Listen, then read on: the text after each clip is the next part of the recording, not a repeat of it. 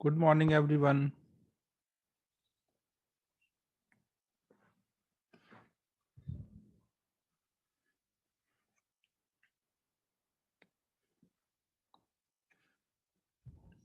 Last class में हम लोगों ने सेंटर ऑफ मास का इंटेक्स एक्सरसाइज 1 होमवर्क में दिया था। तो पहले उसके डाउट कर लेते हैं, फिर आगे पढ़ते हैं।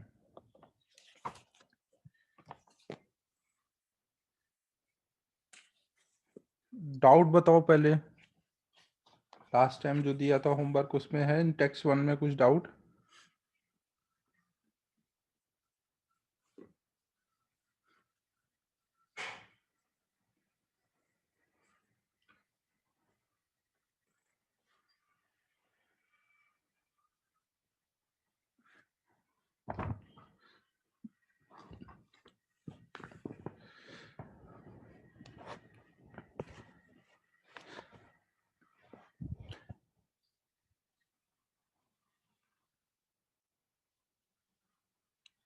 इंटेक्स 1 में बोल लो ना श्रेयस। ये जो डेरिवेशन में डाउट है वो अलग से कॉल करके पूछ लो, उसमें समझा दूंगा ना जहाँ जिस स्टेप में डाउट होगा। अभी इंटेक्स के डाउट डिस्कस कर लो। तो क्वेश्चन नंबर 7, 8, 12।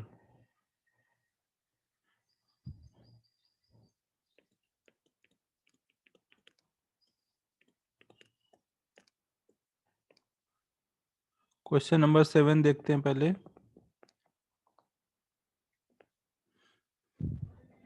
7 में क्या है? 3 identical sphere each of radius r are placed touching each other so that their centers a b c lie on a straight line.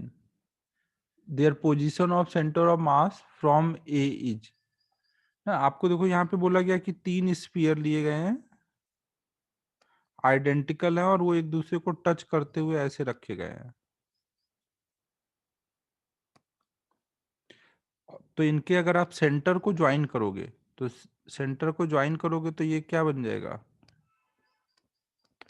ये आर है, ये आर है ना, 2 आर ये आ जाएगा ऐसे, ये आर ये भी 2 आर आ जाएगा, ये आर और ये आर 2 आर। तो ये एक इक्विलेटरल ट्रायंगल बन जाएगा ना, जिसकी साइड लेंथ 2 आर है।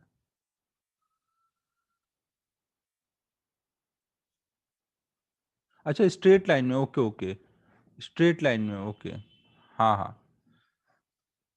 अरे यार, एक मिनट। सेंटर्स उनके एक ही लाइन में आ रहे हैं ना, तो ऐसे रखा हुआ है।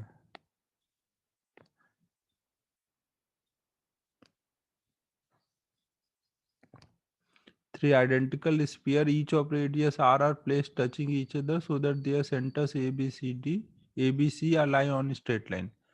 तो हमें position of their centre of mass from A बताना है ना। यहाँ पे हमारा ए, तो अब यहाँ पे देख लो, ये वाला जो ए वाला है और सी वाला है, इन दोनों का सेंटर ऑफ मास कहाँ है? इसके मिड पॉइंट पर ना। ए और सी का सेंटर ऑफ मास यहाँ मिड पॉइंट पे आएगा। दोनों का इक्वल मास है ना, आइडेंटिकल है। तो पहले इन दोनों का यहाँ रख लेंगे, फिर बी का भी मास यहीं पर है, तो टोटल तीनों का मिला के सेंटर ऑफ मास यहीं आ जाएगा। तो ए से डिस्टेंस कितनी बोलोगे? ये आर है और ये भी आर है, 2 आर होगा ना। हाँ, ये गलत है ऑप्शन। ये बी वाले ऑप्शन को 2 आर कर लो ना, बी वाले ऑप्शन को 2 आर कर लो। सेवेंथ में बी ऑप्शन को 2 आर लिख लो। फिर 8 देखते हैं।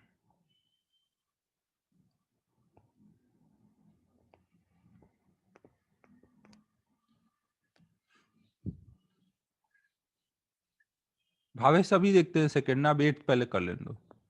A thin uniform rod of length L is bent at its midpoint as shown in figure.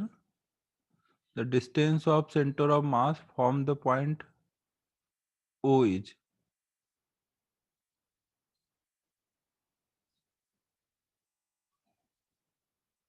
अब यहाँ पे ओ मेंशन नहीं किया है एट्थ प्रॉब्लम में कि ओ कहाँ पर है।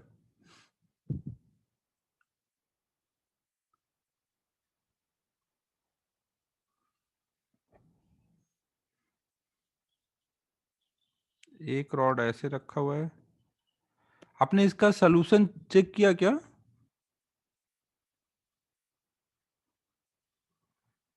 एट्थ में सलूशन चेक किया क्या? उसमें कुछ बताया है कहाँ पर वो है? कहाँ पर वो है उसमें बताया है? यहाँ पर स्टार्टिंग पॉइंट पर है या यहाँ पे जंक्शन पर है? यहाँ पे बोल लो सेंटर पे वो है, जंक्शन पे। ठीक है, तो ये हमारा ओ हो गया। दो रॉड ऐसे लिए गए और ये एंगल थीटा है। तो हमें बताना है distance of centre of mass from point ओ।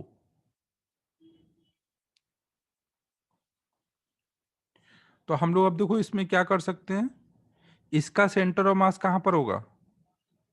अगर हम मान लेते हैं कि ऐसे एक्सिस ले लें, जहां से पूछा है उसी को ओरिजिन ले लेते हैं ना, ताकि डायरेक्ट वहीं से डिस्टेंस आ जाए। ये एक्स एक्सिस है, ये वाई एक्सिस है। तो इसका कोऑर्डिनेट कितना बोलोगे सेंटर ऑफ मास का? -L/2, 0। और इसका कितना बोलोगे? ये अगर पूरा थीटा है तो ये 180 माइनस थीटा होगा ना।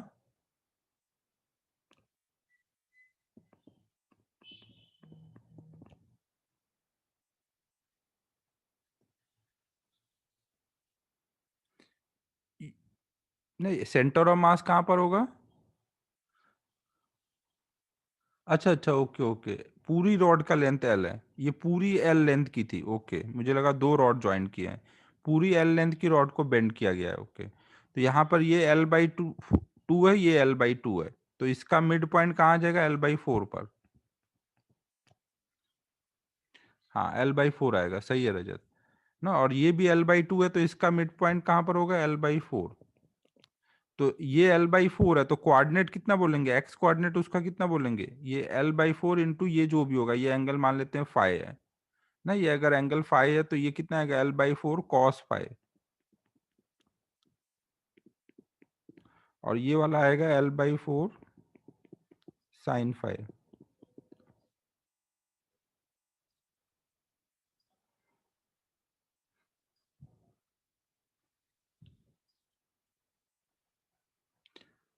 अच्छा, θ/2 पे एक्सिस लें तो इजी पड़ेगा। हाँ, उस पे ही आना है वैसे तो।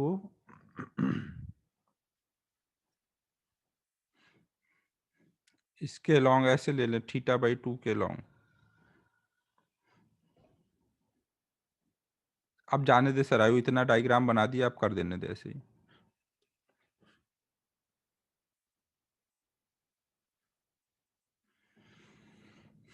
तो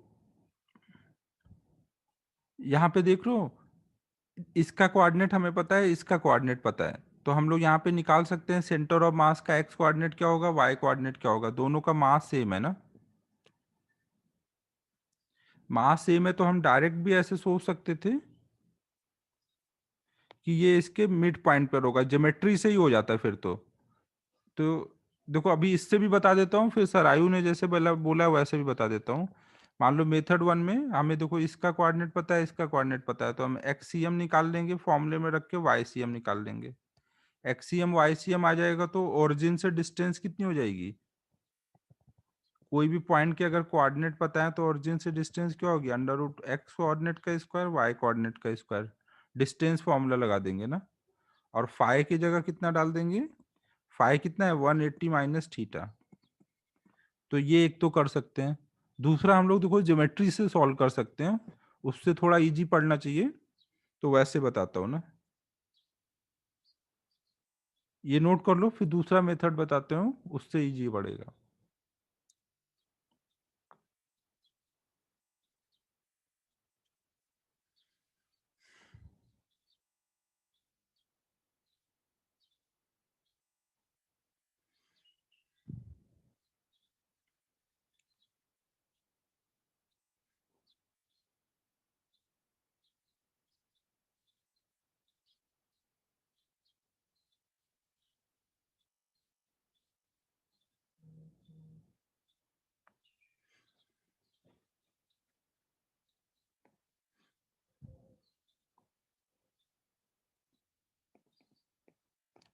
देखो इसको हम लोग ऐसे भी सोच सकते हैं कि अगर हमने एक रॉड को बेंड करके ऐसे बना दिया है, थीटा एंगल पे बेंड कर लिया ये L/2 लेंथ है, ये L/2 लेंथ है, तो इस वाले रॉड का सेंटर ऑफ मास कहाँ आएगा, इसके मिड पॉइंट पर, और इस वाले रॉड का सेंटर ऑफ मास कहाँ आएगा, इसके मिड पॉइंट पर।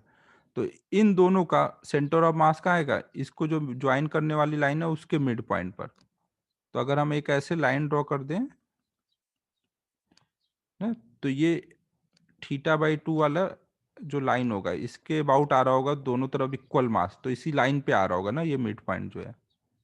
तो ये हमारा देख लो ये कितनी लेंथ है, L/4, ये L/4 है, तो ये वाली डिस्टेंस कितनी हो जाएगी, ये L/4 है, ये एंगल θ/2 है, तो हमें ये वाली डिस्टेंस चाहिए O से, तो ये कितनी हो जाएगी L/4 cos θ/2।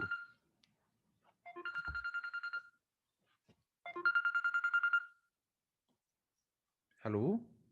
हाँ गुड मॉर्निंग सर, मैं सिद्धेश बात कर रहा हूँ। हाँ गुड मॉर्निंग सिद्धेश, हाँ बताओ जल्दी। लॉगिन ही नहीं हो रहा है, सब बच्चे तो आ गए, क्यों नहीं हो रहा है? क्या पता। दो तीन बार मैंने मतलब ट्राई किया। तू अपना जो कल आज का लॉगिन का वो लिंक है उसी पे कर रहा है ना क्लिक? हाँ सर, हाँ अब 25 लॉगिन था। और कितने कब किया था तूने, अभी जस्ट किया या थोड़ी देर पहले किया था? मतलब 8 बजे से कर रहा हूँ सर, तभी लॉगिन। अभी अभी जस्ट किया है क्या? हाँ अभी जस्ट किया सर। एक मिनट। आप फोटो भी मतलब वो लॉगिन।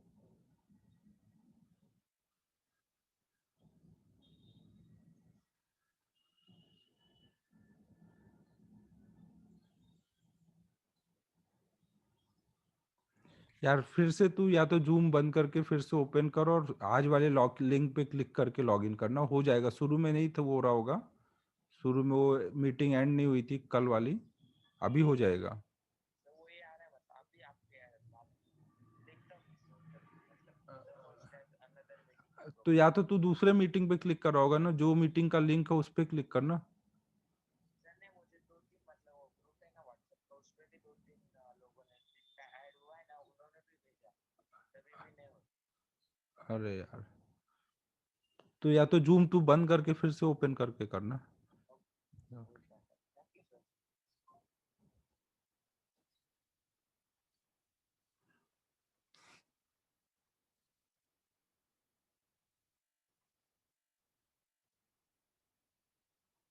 ये लिंक से दिक्कत आ रही थी क्या आज लॉगिन करने में?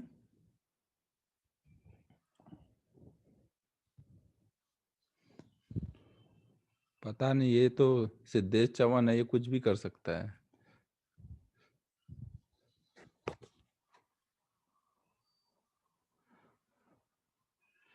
तो ये देख लो मेथड 2 इजी है ना एकदम, कि आराम से आपको पता है कि बीच में आएगा, ये वाली लेंथ निकालनी है, ज्योमेट्री से आपने निकाल लिया। ठीक है, क्लियर है। तो ये वाला देखो मेथड उस टाइम पे बेटर है जहां पे सिमेट्री थी ना। अगर मान लो वन मिड पॉइंट से ना बेंड करके कहीं और से बेंड करते तब ये वाला मेथड सही रहता है, लेकिन मिड पॉइंट से किया है तो ये सिमेट्री से करना ज्यादा बेटर है। समझ आ गया सभी को एट्थ वाला?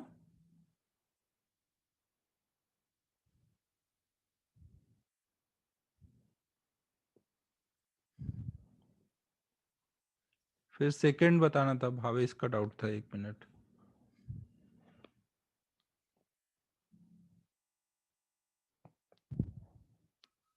फिफ्थ है, अच्छा फिफ्थ देख लो।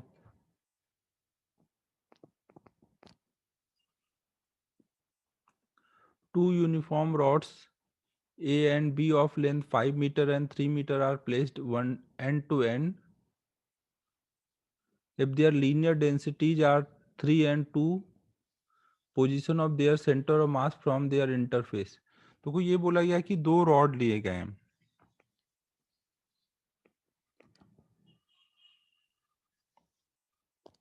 एक की लेंथ 5 मीटर है और एक की एंड लेंथ 3 मीटर है,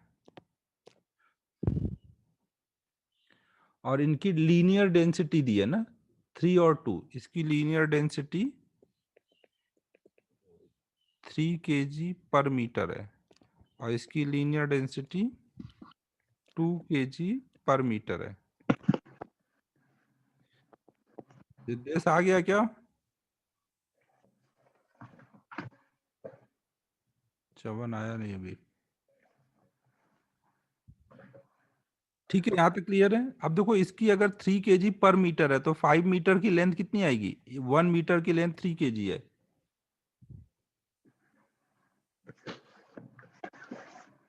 इधर वाला मास कितना आ जाएगा? हमें लैम्डा दिया है ना, लैम्डा m/l होता है, मास पर unit length, linear mass density. तो m निकालना होगा तो लैम्डा इंटू एल कर देंगे ना, तो 3 इंटू 5, इधर का मास 15 kg है ना। सिंस देन से भी कर सकते हो कि 1 मीटर की मास 3 kg है तो 5 मीटर का कितना होगा, और सेकेंड का मास कितना हो जाएगा 6 kg।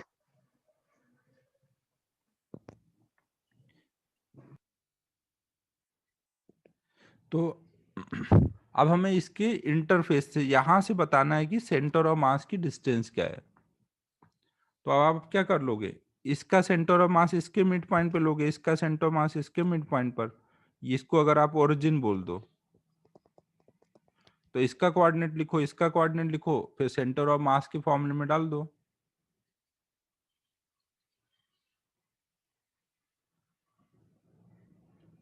रॉड है ना, रॉड में पाई आर स्क्वायर का सिलेंडर नहीं है। ये देखो, अगर आपको वॉल्यूम मास डेंसिटी दी जाती है, अगर आपको मास ओवर वॉल्यूम रो दिया जाता तो फिर आपको मास निकालने के लिए रो इंटू वी लगाना पड़ता। लेकिन आपको यहाँ क्या दिया है, मास ओवर लेंथ दिया है। यूनिट देखो, यूनिट क्या है, केजी पर मीटर, मतलब क्या हुआ, मास बाय लेंथ दिया है आपको। तो मास निकालने के लिए क्या करोगे, लैम्डा इंटू एल।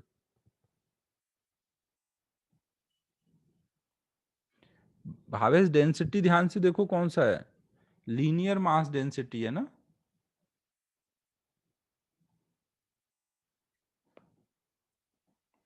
फिर आगे हो जाएगा, दोनों का मास पता है, दोनों के कोऑर्डिनेट पता है, निकाल लो कहां पर है सेंटर मास।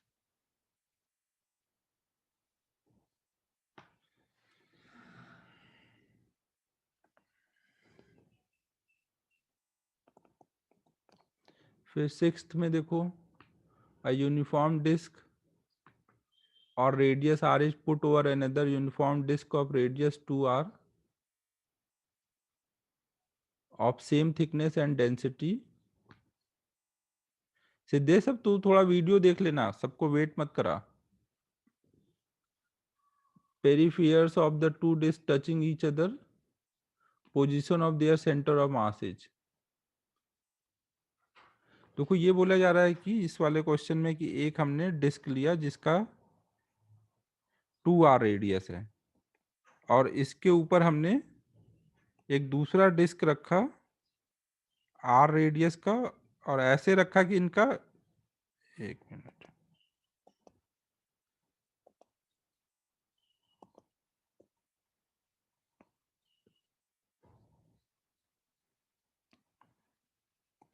ना ऐसे रखा हुआ है ना कि इनका ये यहाँ पे पेरीफेरी बोला जा रहा है, टच हो रहा है ना। नीचे वाला जो डिस्क है उसका रेडियस कितना है, 2r है, और इसका रेडियस कितना है,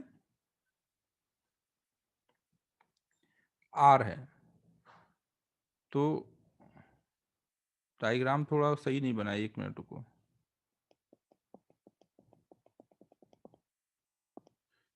देखो ये 2r रेडियस का है, तो मतलब यहां तक की डिस्टेंस कितनी आएगी, 2r।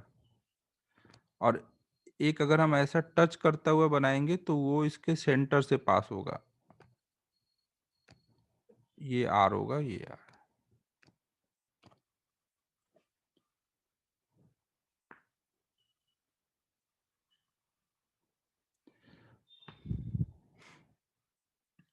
यहाँ तक सबको डायग्राम क्लियर है? एक 2r और एक r वाला ऐसे पेरीफेरी पे टच करते हुए एक के ऊपर एक रखे गए हैं। और इनका बोला गया है कि डेंसिटी यूनिफॉर्मली डिस्ट्रीब्यूटेड है। यहाँ पे देखो 2D में है ना, थिकनेस वगैरह सब कुछ सेम है, तो बस मास जो होगा एरिया के प्रोपोर्शनल होगा ना, तो मास की जगह हम लोग एरिया यूज कर सकते हैं। नीचे वाले का एरिया कितना देखोगे, 2r वाले का एरिया निकालोगे तो पाई इंटू 2r का स्क्वायर, मतलब 4 पाई r स्क्वायर आएगा। और r रेडियस वाले का देखोगे तो पाई r स्क्वायर ना। तो एक का एरिया अगर इसका a है तो इसका एरिया 4a है, मतलब मास अगर इसका m है तो इसका 4m है। तो हमें इनका सेंटर ऑफ मास बताना है, कहाँ से बताना है ना, यहाँ पे इसका जो सेंटर है 0,0, इधर एक्स एक्सिस ले लो। यहाँ वाई एक्सिस की कोई जरूरत नहीं है, बस एक्स एक्सिस पे ही होगा। और इसका सेंटर ऑफ मास है r,0 पर। तो इन दोनों का सेंटर ऑफ मास कहाँ आएगा वो निकालना है, एक्स कोऑर्डिनेट। यहाँ पे कितना एरिया लोगे, मास 4m लोगे ना, और यहाँ पे मास कितना लोगे, m लोगे ना। एरिया के प्रोपोर्शनल है ना मास यहाँ पर, तो एक्स सी एम निकालना है। तो m1 बड़े वाले डिस्क को फर्स्ट पार्टिकल मान लें, m1 x1 m2 x2 upon m1 plus m2, तो r/5 आ जाएगा। ठीक है, ये r/5 डिस्टेंस आएगी, तो बी ऑप्शन हो जाएगा। सिक्स्थ का कौन सा आया है, बी, हाँ ठीक है।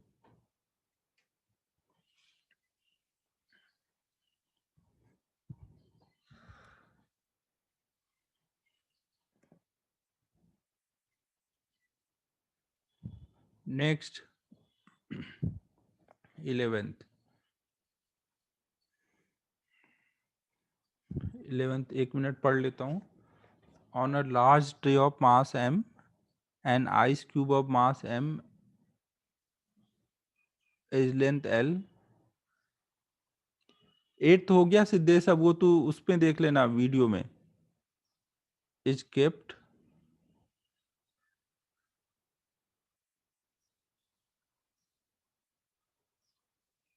if the ice melts completely, the center of mass of the system comes down।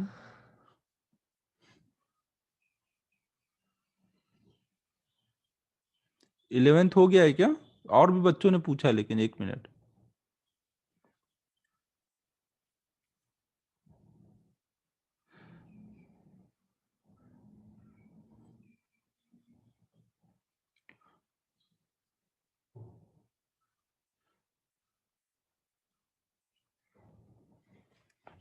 देखो इसमें क्या बोला गया है कि एक कोई लार्ज ट्रे लिया गया, एक कोई लार्ज ट्रे लिया गया है, और इस पे हमने एक आइस का क्यूब रखा।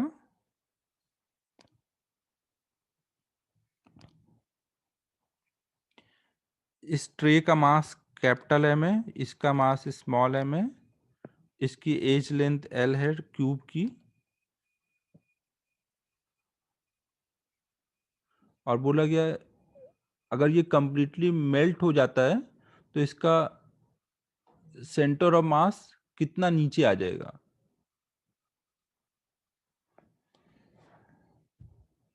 देखो ये एक लार्ज ट्रे बोला गया ना, लार्ज ट्रे बोला गया, और इसका ये मतलब ये वाली साइड बहुत बड़ी होगी। अगर ये वाली साइड बहुत बड़ी होगी तो जब ये मेल्ट हो जाएगा तो आप क्या मानोगे,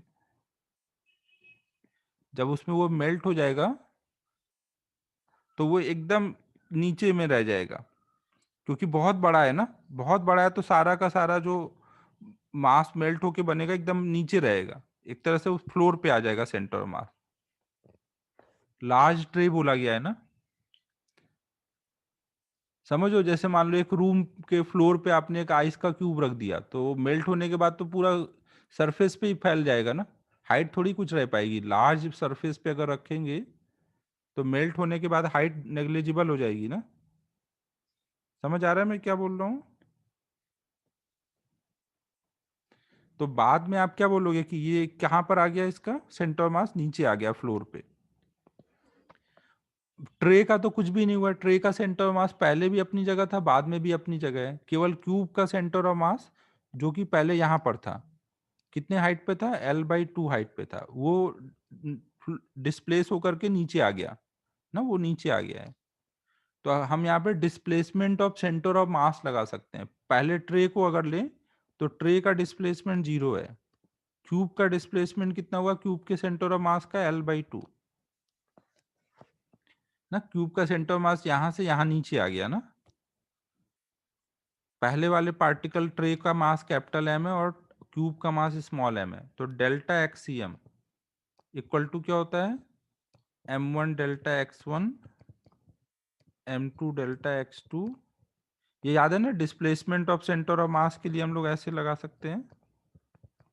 तो ये क्या हो जाएगा, पहला वाला कैपिटल एम, उसका डिस्प्लेसमेंट कुछ भी नहीं हुआ है ना, ट्रे का सेंटर ऑफ मास अपनी जगह ही है, इसका मास m है दूसरे वाले का, और x2 है L/2।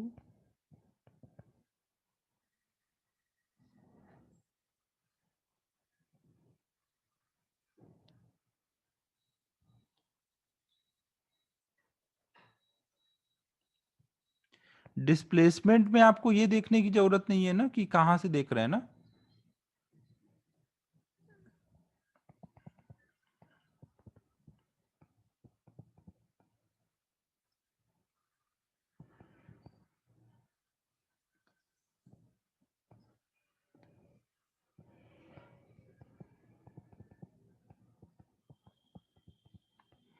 ऐसे कुछ आ गया तो ये आंसर हो जाएगा ए ऑप्शन, 11th का ए। नहीं, सेंटर ऑफ मास नीचे आया होगा ना, ये तो अपनी जगह ये नीचे आया है, तो हमने यहाँ नीचे कोई प्लस ले लिया है, तो ये तो 0 था, ये नीचे आया है, तो पूरा फाइनल आंसर भी प्लस में, मतलब सेंटर ऑफ मास नीचे आ गया इतने अमाउंट से। प्रणव समझ आया डिस्टेंस कहाँ से ले रहे हैं, यहाँ कोऑर्डिनेट लिखने की जरूरत नहीं है ना, डिस्प्लेसमेंट लिखा है, दोनों एक नीचे को आया डिस्प्लेसमेंट क्यूब का और ट्रे का 0 है, तो ओवरऑल सेंटर ऑफ मास भी नीचे आ गया। कुछ चमका क्या सबको,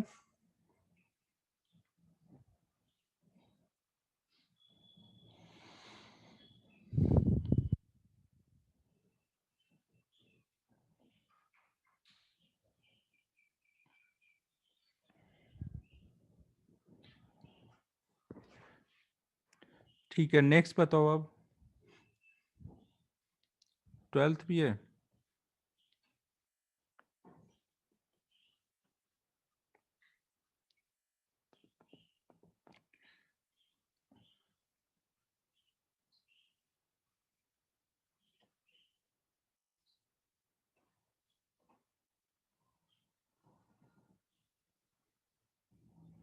फर्स्ट भी है,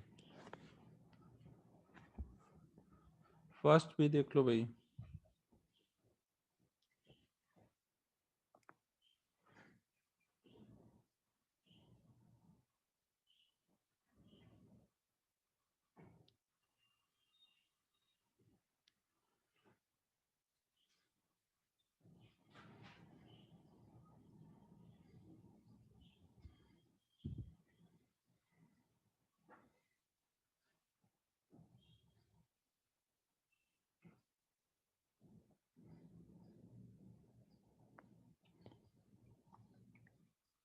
पहले 12th कर देते हैं फिर बाकी देखते हैं ना। 12th देखो सभी पहले,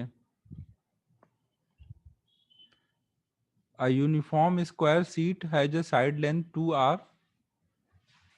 यूनिफॉर्म स्क्वायर शीट थी जिसकी साइड लेंथ 2r है,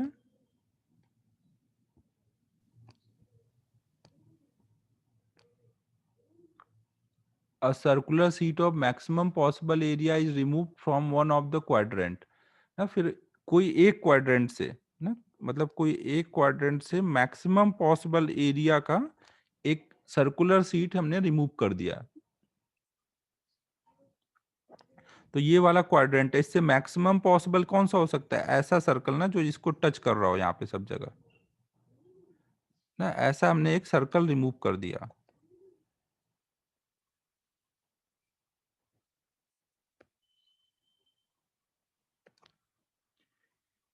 ना, तो मास अब कहाँ पे बचा रह जाएगा? इन सब जगह अभी मास बचा हुआ है ना, समझ आ रहा है सभी को?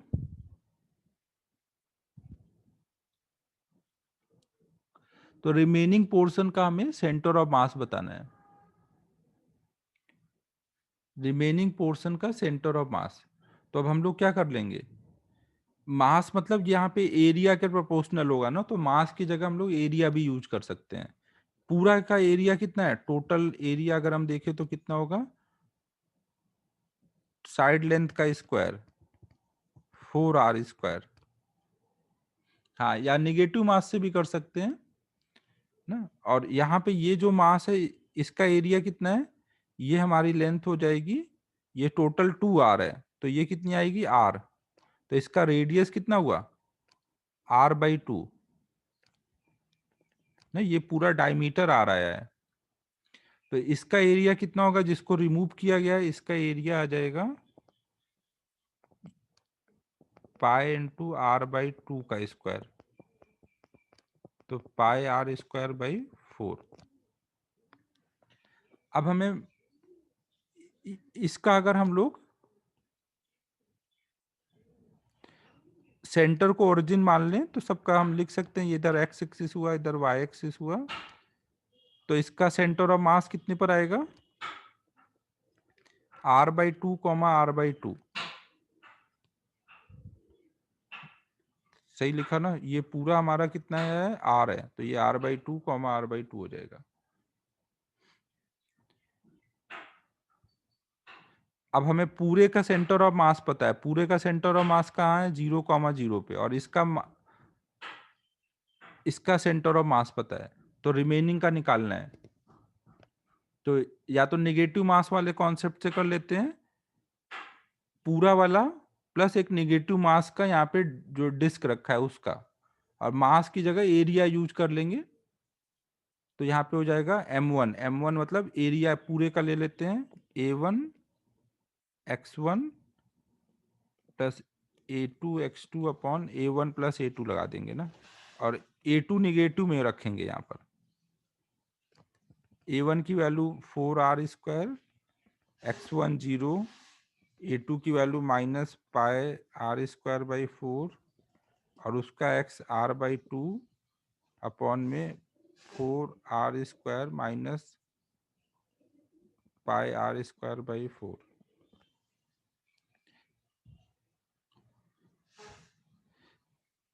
अब देखो यहाँ पर ऐसे करेंगे तो x कोऑर्डिनेट आ जाएगा, जितना x कोऑर्डिनेट आएगा उतना ही सेम वे में y कोऑर्डिनेट भी आ जाएगा, सब कुछ सेम है ना, x कोऑर्डिनेट आ जाएगा, y कोऑर्डिनेट आ जाएगा, y कोऑर्डिनेट आप निकालोगे तो वो x कोऑर्डिनेट के इक्वल आएगा।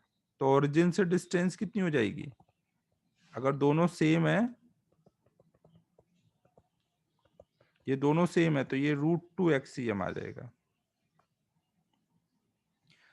हो जाएगा, सभी को क्लियर है क्या हो रहा है?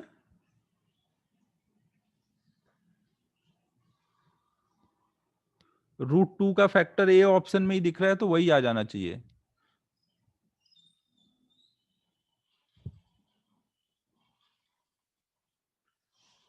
ना, हमें यहां से डिस्टेंस पूछी गई है ना, तो x और y कोऑर्डिनेट आ जाएगा, तो √x² प्लस y² कर लेंगे। ये कहीं इधर आया होगा xcm ycm। फिर 12th के बाद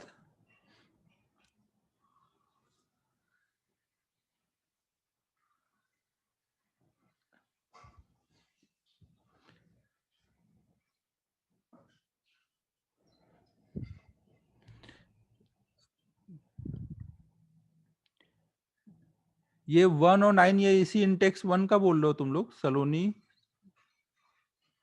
इंटेक्स 1 में ही पूछ रहे हो ना ये? अच्छा, कल्पेश, आज सिद्धेश वाला काम तू कर रहा है यार, सिद्धेश लेट आया, इसका इफेक्ट आ गया। देखिए यहाँ पे बोला गया है कि एक 2r साइड लेंथ के स्क्वायर में एक क्वाड्रेंट में सबसे बड़ा जो आप रेडियस सर्कल बना सकते हो वो सर्कल बना दो, उतना मास हटा देना है। तो ये पूरी लेंथ 2r है, तो ये सर्कल यहाँ पे बनाएंगे ना, एक क्वाड्रेंट मतलब 1/4 पार्ट में बनाना है, तो ये सर्कल बनेगा। तो ये डिस्टेंस पूरी कितनी होगी, यहां से यहां तक की 2r होगी, ये r होगी ना, पूरा 2r है, तो आधा कितना होगा r, तो उसका आधा कितना होगा r/2, तो ये डिस्टेंस r/2 होगी, ये डिस्टेंस r/2 होगी। कल्पेश कुछ समझ आ रहा है? ये तो ज्योमेट्री देख के फिगर तुझे समझ आ जाना चाहिए क्या हो रहा है।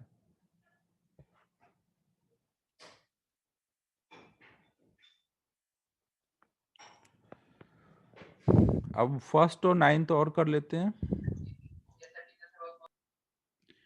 फर्स्ट में देखो बोला गया है कि कार्बन मोनोऑक्साइड गैस में क्या होता है, कार्बन और ऑक्सीजन के बीच में ऐसे बॉन्डिंग होती है। कार्बन एटम होता है, ऑक्सीजन एटम होता है, और इनके बीच में बॉन्डिंग रहती है। और ये डिस्टेंस इनके बीच की ये कितनी दी हुई है, ये आपको डी बताया गया है ना क्वेश्चन में। तो हमें सेंटर ऑफ मास बताना है, कार्बन एटम से कितनी दूर है ये। आपको देखो इससे डिस्टेंस पता है, ये कार्बन एटम का मास कितना होगा, अगर इसका मास कुछ 12 लोगे तो इसका 16 लोगे ना, एएमयू में ही दोनों का मास रख देना। इसका कोऑर्डिनेट बोलोगे 0,0, इसका कोऑर्डिनेट बोलोगे d,0 ना, इधर एक्स एक्सिस ले लिया है। तो हमें यहाँ पे एक्सीएम बताना है, तो एक्सीएम कितना हो जाएगा, m1x1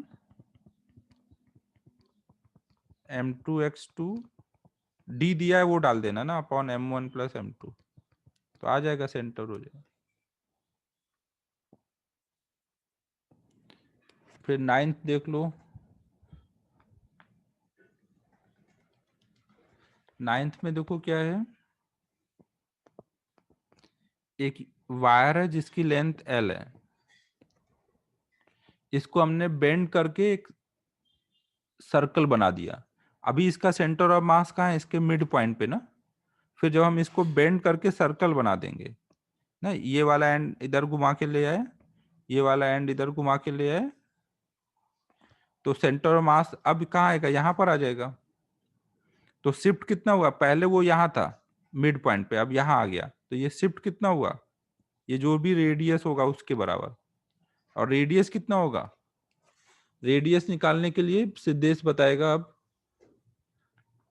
अबे श्रेयस, थोड़ा शांति रखा कर भाई, बेसिक एडवांस मैथमेटिक्स तुझे सही नहीं करना लग रहा है अपना। सिद्धेश समझ आया क्या, ये रेडियस कैसे आएगा?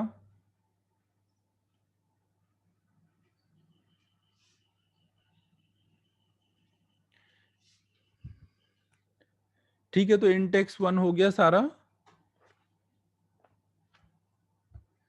नेक्स्ट बताओ क्या बोल रहे हो, एक्सरसाइज 1 में बताओ क्या डाउट है अब।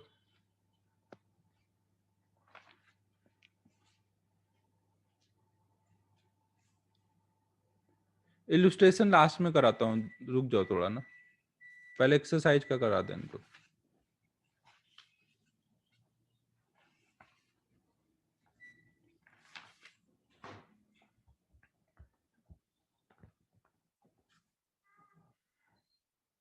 एक्सरसाइज 1 में 5th और 6th नहीं आया, ओके।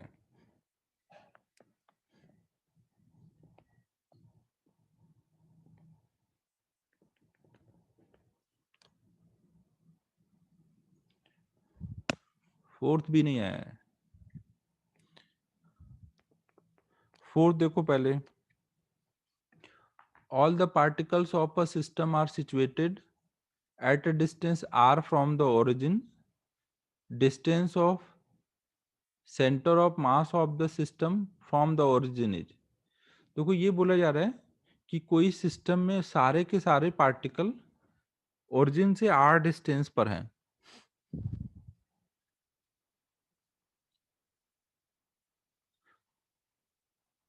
तो centre of mass of the system from origin क्या होगा, r से ज्यादा होगा, r से कम होगा।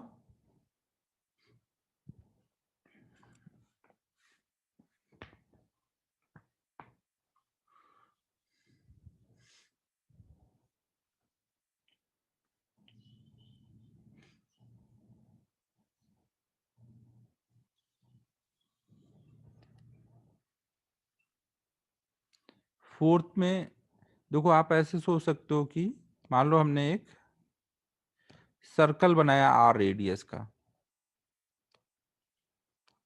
ये सेंटर है, और जो भी पार्टिकल रखा सबको इन्हीं सर्कल पे ही रखा,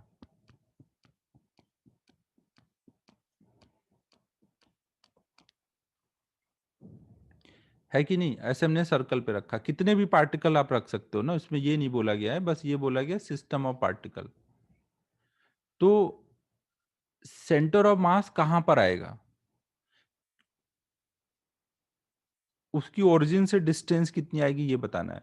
अब अच्छा एक चीज ये बताओ, अगर मैं केवल एक ही पार्टिकल यहां रख देता, तो एक ही पार्टिकल रखूंगा तो सेंटर ऑफ मास यहीं आएगा ना, तो उस टाइम पे उसकी ओरिजिन से डिस्टेंस कितनी आएगी? अगर एक ही पार्टिकल रखूंगा तो सेंटर ऑफ मास क्या आएगा, यहां पर आएगा ना, तो आर आ जाएगी। और अगर दो पार्टिकल रख दूं ऐसे डायमेट्रिकली अपोजिट, दो पार्टिकल रख दूं डायमेट्रिकली अपोजिट, तो सेंटर ऑफ मास कहाँ आएगा?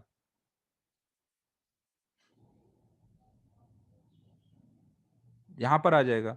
तो डिस्टेंस कितनी हो जाएगी, 0।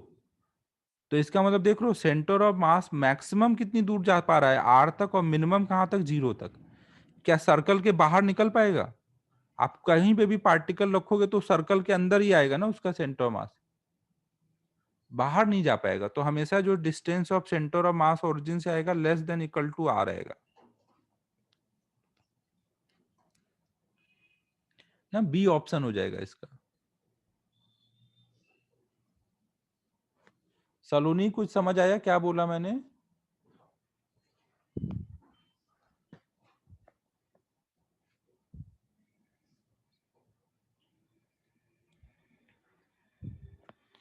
फिफ्थ देखते हैं अब।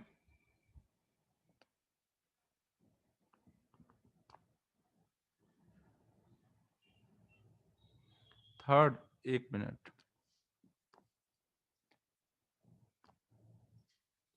थर्ड का डी ऑप्शन देखना है। थर्ड में क्या है, centre of mass of a system of particle is at the origin. देखो हमें थर्ड में बोला गया कि कोई पार्टिकल्स का सिस्टम है। अब वो पार्टिकल कहीं कहीं होंगे, कई सारे पार्टिकल है ना, हमें नहीं पता कहाँ कहाँ पर है। कोई पार्टिकल का सिस्टम है जिसका सेंटर ऑफ मास ओरिजिन पे है ना, ये दे दिया है। तो हमें बताना है कि फ्रॉम दिस, इस लाइन से हम क्या कॉन्क्लूड कर सकते हैं। तो डी ऑप्शन में तुम्हें डाउट है, मैं बस वो देख रहा हूं कि if there is a particle on the positive X axis, there must be at least one particle on the negative X axis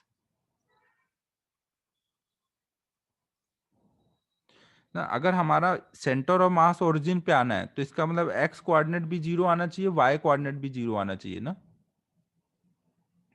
तो बोला गया कि if there is a particle on the positive X axis, अगर एक particle यहाँ positive X axis पे है तो एक पार्टिकल कम से कम यहाँ निगेटिव एक्स एक्सिस पे होगा, तभी उसका एक्स कोऑर्डिनेट 0 हो पाएगा, ये बोला गया है।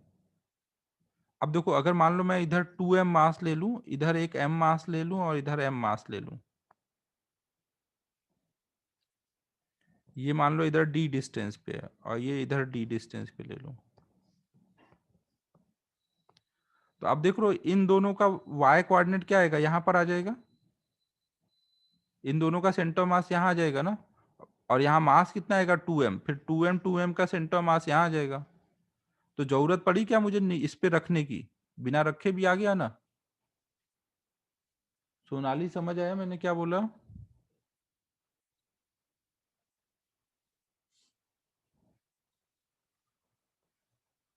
ना तो डी ऑप्शन नहीं होगा ना।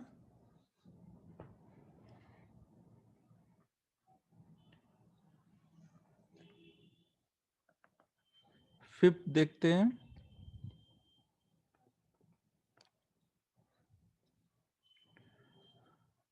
A rod AB of length 10 centimeter has its mass per unit length varying from 1 kg per meter at end A to 2 kg per meter at length B.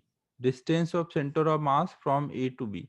देखो यहाँ पे जो रॉड है उसका लीनियर मास डेंसिटी लैम्डा जो है वो लगातार चेंज हो रहा है ना। ये जो रॉड लिया गया यूनिट देखो, यूनिट क्या है, केजी पर मीटर, मास पर यूनिट लेंथ, मतलब लैम्डा दिया है ना, लैम्डा मतलब क्या होता है, मास पर यूनिट लेंथ। अगर पूरे में मास और लेंथ यूनिफॉर्मली डिस्ट्रीब्यूटेड होता है ना, अगर मास और लेंथ यूनिफॉर्मली डिस्ट्रीब्यूटेड होता है तो m/l होता है। अगर हर जगह अलग अलग है तो हम कोई भी x डिस्टेंस पर अगर लैम्डा वैरी कर रहा है तो कोई भी x डिस्टेंस पे आप एक छोटा सा dx लेंथ लोगे और वहां का मास निकालोगे, तो वहां का dm अपॉन में वहां का लेंथ, ये वहां का लैम्डा देगा। तो यहाँ पे ये लैम्डा है ना, क्योंकि हर जगह ये वैरी कर रहा है। ए वाले एंड पे लैम्डा अलग है, बी वाले एंड पे लैम्डा अलग है। लैम्डा लगातार बोला गया है कि लीनियरली वैरी करते हुए चेंज हुआ है।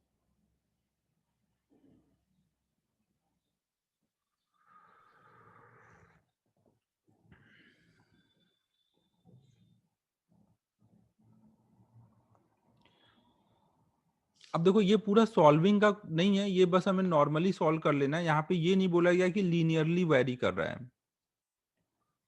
आ, अगर लीनियरली वैरी कर रहा हो ये बोल देते तो सॉल्व भी कर लेते। देखो यहाँ पे ज्यादा मास किस साइड है, इधर का लैम्डा कम है, इधर का लैम्डा ज्यादा है, तो ज्यादा मास इस साइड आएगा ना, बी वाले साइड में। तो सेंटर ऑफ मास किसके क्लोज आना चाहिए, इस हाफ में आना चाहिए या इस हाफ में आना चाहिए?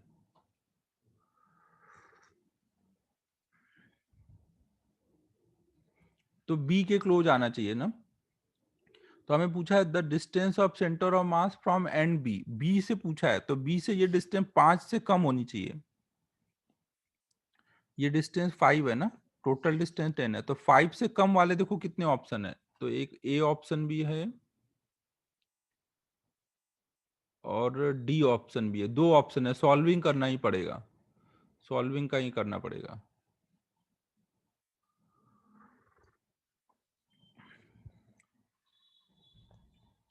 तो अब देखो सॉल्व कैसे करेंगे फिर, अगर एक ही ऑप्शन होता 5 से कम तो वही आंसर हो जाता ना, यहाँ दो ऑप्शन है ए और डी, दो ऑप्शन है 5 से कम, तो सॉल्व करना पड़ेगा। तो फिर हम यही मानेंगे कि वो लीनियरली वेरी कर रहा है लैम्डा ना। हम मान लेंगे कि रॉड का जो लैम्डा है, हमने एक रॉड लिया जिसकी एक्स डिस्टेंस पर इस पॉइंट पे लैम्डा की वैल्यू कुछ ऐसे दी जा रही है, lambda equal to A X plus B. हमें डिस्टेंस देखो बी से बताना है ना, तो मैं एक काम करता हूं,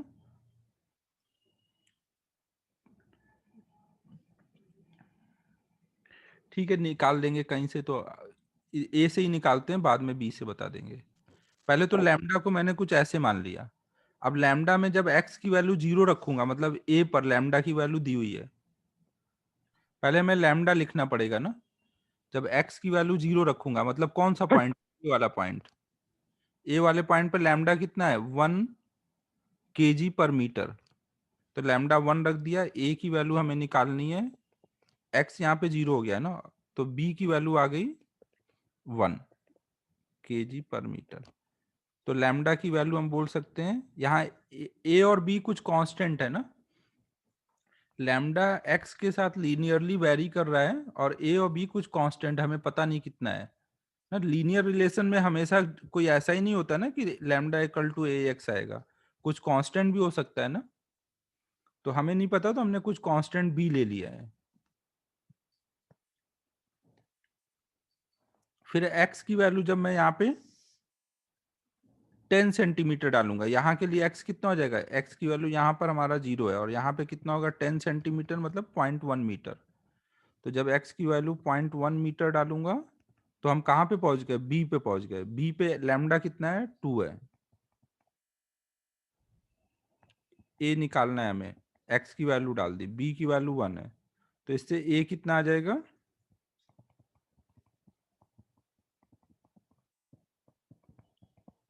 10। तो हमें अब लैम्डा पता चल गया पहले तो, 10x+1।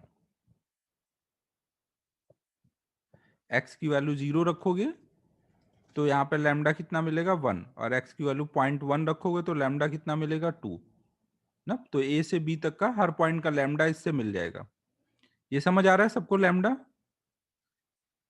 ए पे देखना है तो एक्स को 0 डालोगे, बी पे देखना है तो एक्स को 0.1 डालोगे, तो ऐसे लैम्डा मिल जाएगा। तो पहले हमने लैम्डा निकाल लिया ना।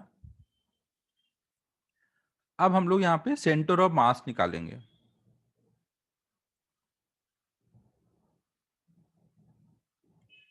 ये नोट कर लो पहले, फिर अगले पेज पे आगे सॉल्व करता हूं।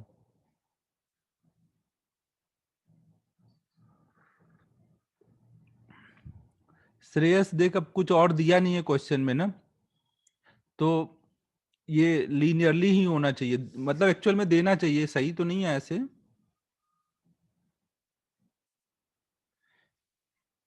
सिद्धेश देख, यहाँ पर हायर मैथमेटिक्स लगाना है। यहाँ पे एक्स को जब 0 डालेगा तो ये टर्म 0 हो जाएगा, एक्स 0 हो जाएगा, तो बी इक्वल टू लैम्डा आ जाएगा। तो वही किया है, एक्स को 0 डाला है तो B equal to lambda, lambda X equal to 0, मतलब ए पे दिया हुआ है कितना है।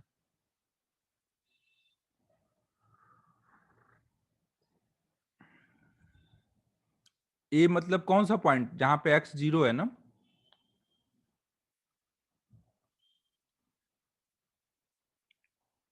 अरे ए नहीं, ए नहीं, लैम्डा इक्वल टू,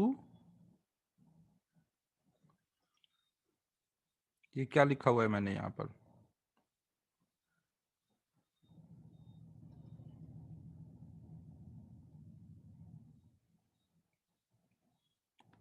ये छोड़ दो, ये कुछ नहीं लिखा है। सिद्धेश भी कभी कभी काम की बातें करता है यार।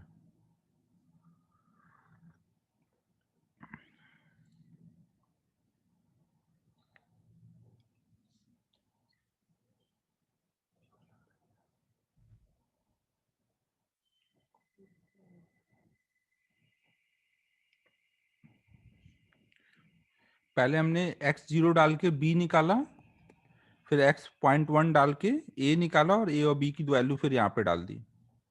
ये नोट हो जाए तो बताओ, फिर आगे सॉल्व करो।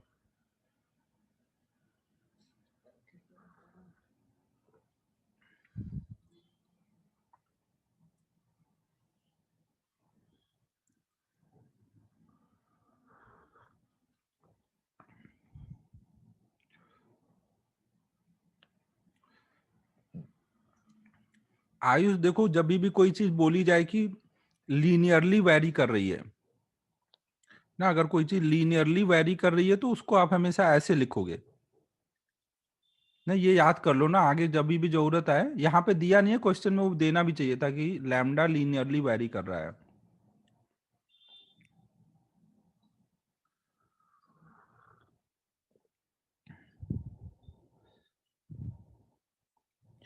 नहीं ना, वो मास पर यूनिट लेंथ मतलब लैम्डा।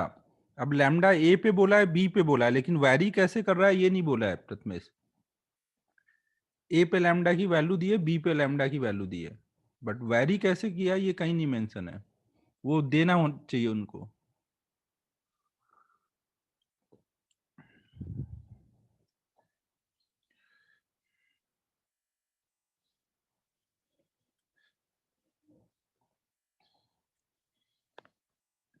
अब आगे सॉल्व करता हूँ ना, ये थोड़ा सा लेंदी है क्वेश्चन। तो ये हमने एक रॉड ले लिया है, ये x इक्वल टू 0 वाला पॉइंट है, ये x इक्वल टू 0.1 वाला पॉइंट है। सब SI यूनिट में कर रहा हूँ ना, ये a है ये b है। तो हमें यहाँ पर लैम्डा की वैल्यू आ गई है 10x प्लस 1। अब ये वैरी कर रहा है तो सेंटर ऑफ मास कैसे निकालेंगे, यहाँ पे x इक्वल टू 0 ओरिजिन लिया है ना, x डिस्टेंस पर एक छोटा सा dx लेंथ का मास ले लेंगे। तो अब x कोऑर्डिनेट निकालना है तो हम क्या करेंगे, इंटीग्रल dm इंटू एक्स। इसका कोऑर्डिनेट कितना होगा, x आएगा ना, ये x डिस्टेंस पर है, मास dm है और डिस्टेंस x है ओरिजिन से, अपॉन में टोटल मास। टोटल मास पता नहीं है तो वो भी इंटीग्रेट करना पड़ेगा। dm कैसे निकालेंगे, हमें लैम्डा वेरिएबल है ना, जहां लैम्डा वेरिएबल है वहां लैम्डा होता है dm बाई dx। तो dm कितना आ जाएगा, lambda into D x.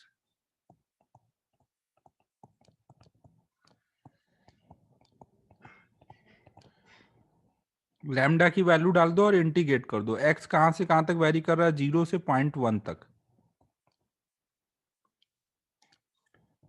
x 0 से 0.1 तक जा रहा है। यहाँ वैल्यू डालो, लैम्डा की वैल्यू कितनी है 10x plus 1 into x D x.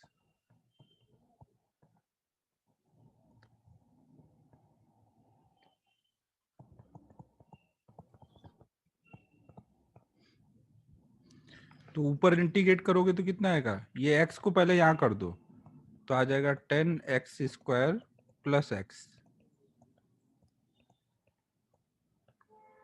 नीचे है 10x plus 1 D x.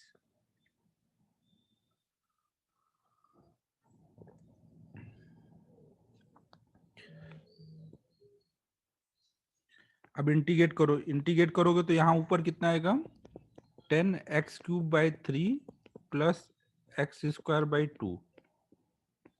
Limit डालोगे 0 से 0.1 अपॉन में नीचे आएगा 10x² बाई 2 प्लस एक्स, 0 से 0.1। देखो यहाँ 0.1 डालोगे तो वैल्यू आएगी, 0 डालोगे तो सब 0 हो जाएगा। सेम वे में यहाँ पे भी 0.1 डालोगे तो वैल्यू बचेगी, 0 डालोगे तो सब 0 हो जाएगा। तो अब डाल दो यहाँ पर, तो ऊपर हो गया 10 इंटू 0.1 का क्यूब बाई 3 प्लस 0.1 का square by 2 divided by 10 into 0.1 का स्क्वायर बाई 2 प्लस 0.1। और आंसर हमें सेंटीमीटर में बताना है ना, तो अभी ये मीटर में आएगा ना, इसको सॉल्व करेंगे तो हमें डिस्टेंस आ जाएगी ए से, एक्स कोऑर्डिनेट आ जाएगा ए से, तो बी से निकालने के लिए टोटल लेंथ में से एक्स सब्ट्रैक्ट कर देंगे। अब ये देख लो आगे कितना हो जा रहा है,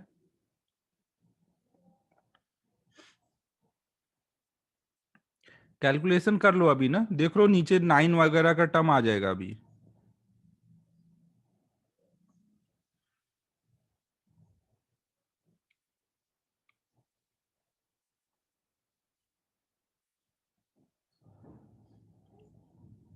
एक बार पूरा सॉल्व कर लेते हैं ना, कुछ लग रहा है देखते हैं। इसमें ये हो जाएगा 0.01,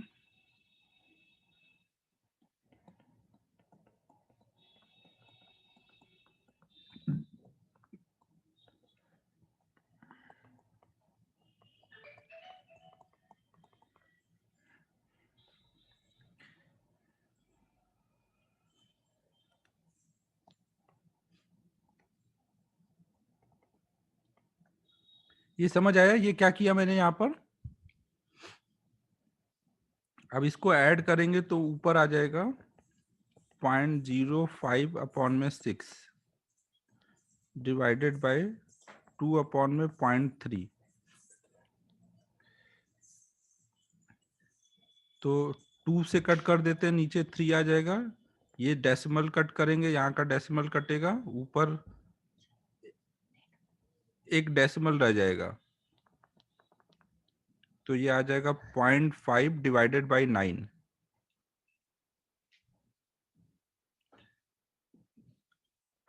ये आ जा रहा है 0.5 डिवाइडेड बाई 9। नहीं, ये हमारा अभी किस में आया है, मीटर में आया है। सेंटीमीटर में ये आ जाएगा 50/9। देखो कैलकुलेशन किया है, वो कैलकुलेशन आप खुद से कर सकते हो ना, वो कैलकुलेशन आप खुद कर लो। तो ये हमारा टोटल एक्स कोऑर्डिनेट आया, एक्स कोऑर्डिनेट कहाँ से, ए से आया है 50/9 पर, यहाँ पे कहीं आया सेंटर ऑफ मास।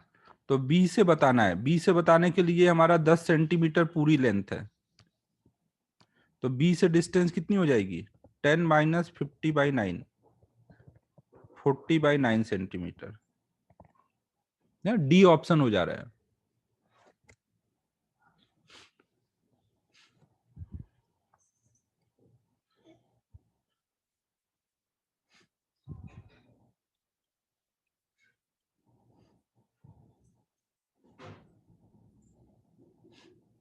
ठीक है, समझ आया क्या क्या हुआ है।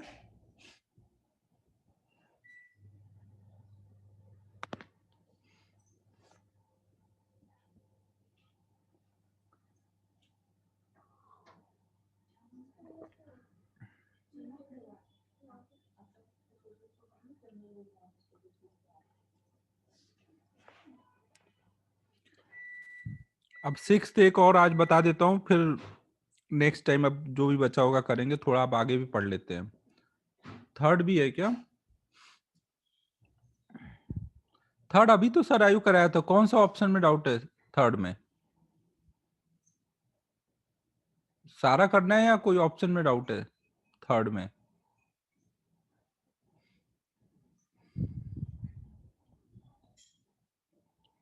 डी और सी। डी वाला अभी बताया मैंने सोनाली को, सुना क्या तूने?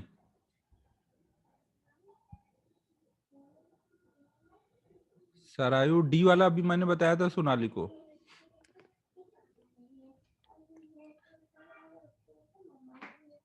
अच्छा, तो या तो वीडियो देख लेना ना एक बार, जहां पे डिस्कनेक्ट हुआ वहां का देख लेना, हो जाएगा वो।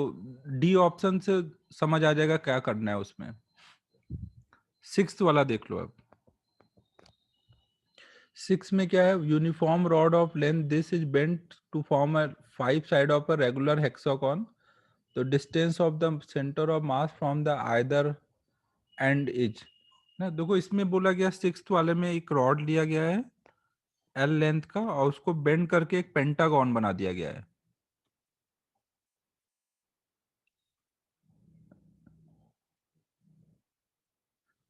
अच्छा, five side of a regular hexagon बनाया है, हेक्सागोन ना। तो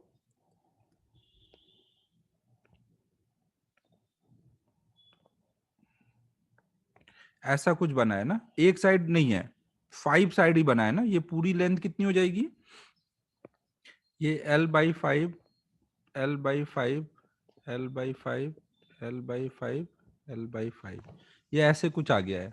तो हमें अब बताना है कि इसका जो सेंटर ऑफ मास आएगा इस अरेंजमेंट का, वो कोई भी एक एंड से, या तो इस एंड से या इस एंड से कितनी दूरी पर होगा।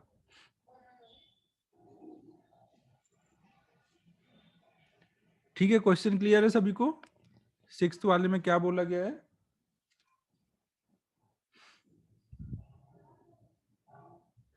एंड से मतलब ये जो रॉड का एंड है ना, ये एंड है ये रॉड के ना, ये रॉड का एंड है ना, ये एंड यहाँ पर है, बेंड करके ऐसे बन गया है।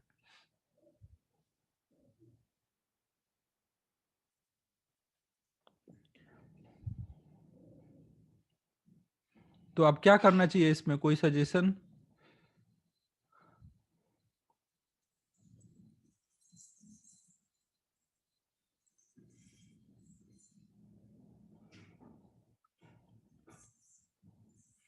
हाँ, नेगेटिव मास मेथड, वेरी गुड ना। हम देखो इसमें क्या सोच सकते हैं, हमने यहाँ पे ऐसे सोचा कि हमने यहाँ पे भी एक रॉड ऐसे इमेजिन की लगी हुई है। अगर ये एक रॉड यहाँ पे भी लगी हुई है, तो इस पूरे का सेंटर ऑफ मास कहाँ आएगा? इसके सेंट्रोइड पर ना, है कि नहीं? इसके सेंटर पे आ रहा होगा ना।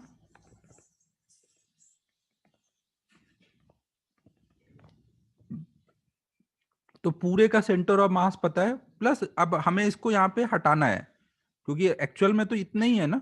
तो हम इसमें यहाँ पर एक निगेटिव रॉड लगा देंगे। हमने दो रॉड यहाँ पे रख दिए, एक के ऊपर एक रखे, मैं समझने के लिए नीचे दिखा रहा हूँ। अगर इस पूरे रॉड का मास m है, तो हम हर एक रॉड का मास कितना लेंगे? m/5।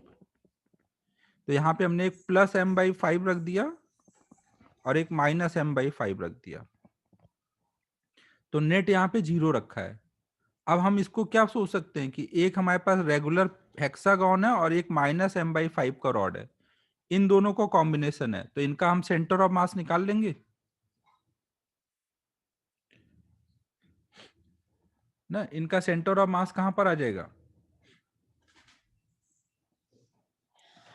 पूरे रेगुलर हेक्सागन का सेंटर ऑफ मास तो यहां पर आएगा, और इसका सेंटर ऑफ मास आयुष देख यार, यहाँ पे हम लोग क्या कर रहे हैं, यहाँ पे हमने प्लस m/5 भी रखा, माइनस m/5 भी रखा, हर एक रॉड m/5 की है ना। तो हमें आइडेंटिकल रेगुलर हेक्सागन बनाएंगे ना। अगर हर एक m/5 है, तो यहाँ पे भी m/5 रखूंगा, तभी सेंट्रॉइड पे आएगा ना सेंटर ऑफ मास।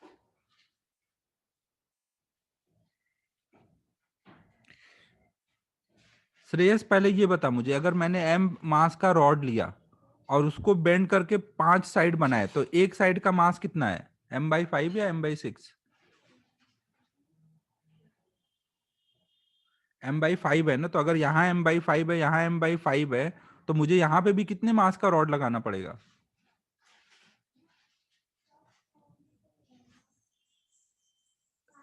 m/5 का लगाना पड़ेगा ना, तब ना आइडेंटिकल रेगुलर हेक्सागोन बनेगा, तब आप बोल पाओगे इसका सेंटर ऑफ मास यहाँ पर है।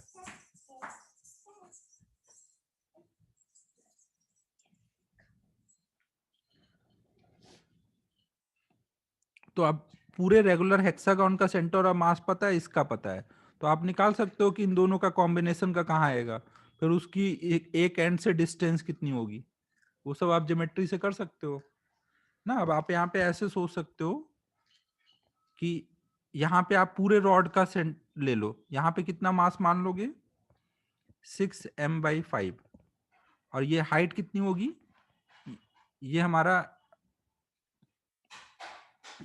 अगर ये मान लो रेगुलर हेक्सागोन की ये वाली डिस्टेंस आप निकाल सकते हो ना, ये कितनी होगी। एक्सिस हम लोग नहीं लेंगे सलोनी ना, ऐसे हम लोग ज्योमेट्री से सॉल्व कर देंगे।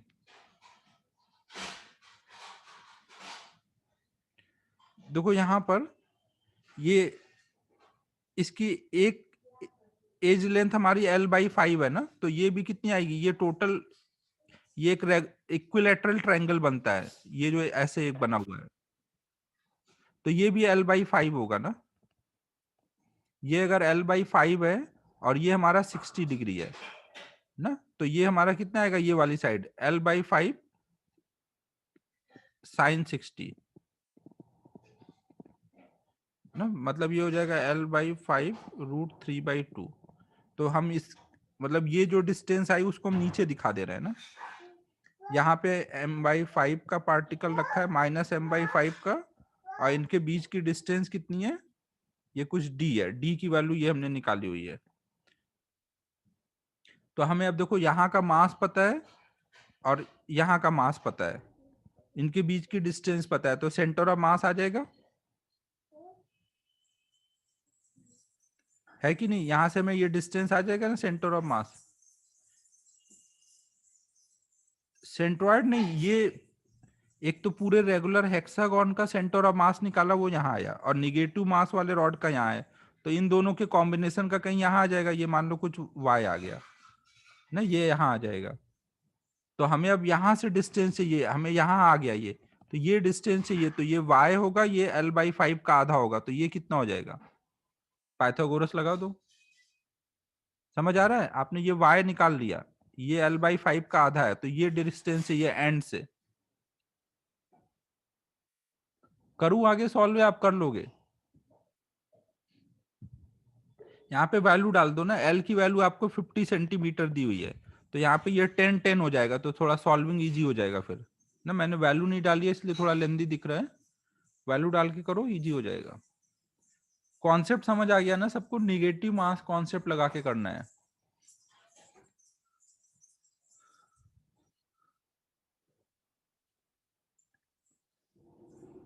ठीक है, अब आगे पढ़ा जाए, आज बहुत डाउट हो गया ना, थोड़ा अब आगे पढ़ लेते हैं।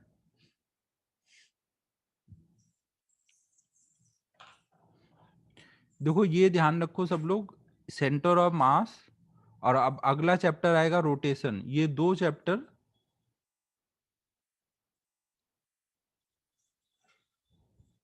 हाँ इस लाइन पे आएगा ना।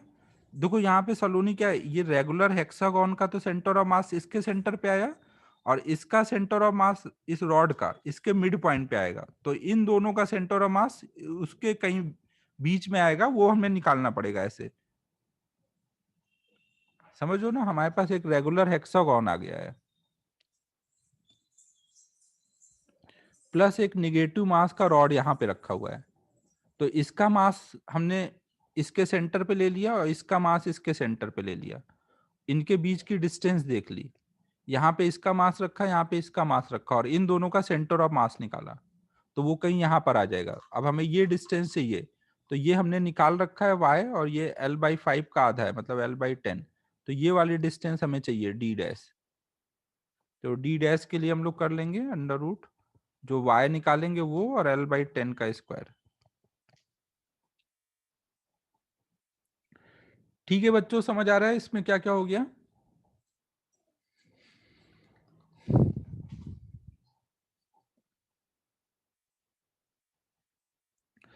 देखो अब हम लोगों का फिजिक्स में, देखो मैंने आपको पहले भी बोला है कि फिजिक्स में जो सबसे टफ पार्ट होता है वो होता है मैकेनिक्स। टफ भी है लेकिन इंटरेस्टिंग भी है ना, क्योंकि सब चीजें दिखती हैं क्या हो रही है ना। तो ये मैकेनिक्स सबसे टफ पार्ट होता है, और इसमें भी जो सबसे टफ चीजें होती हैं उसमें मेनली दो चैप्टर आते हैं, सेंटर ऑफ मास और रोटेशन।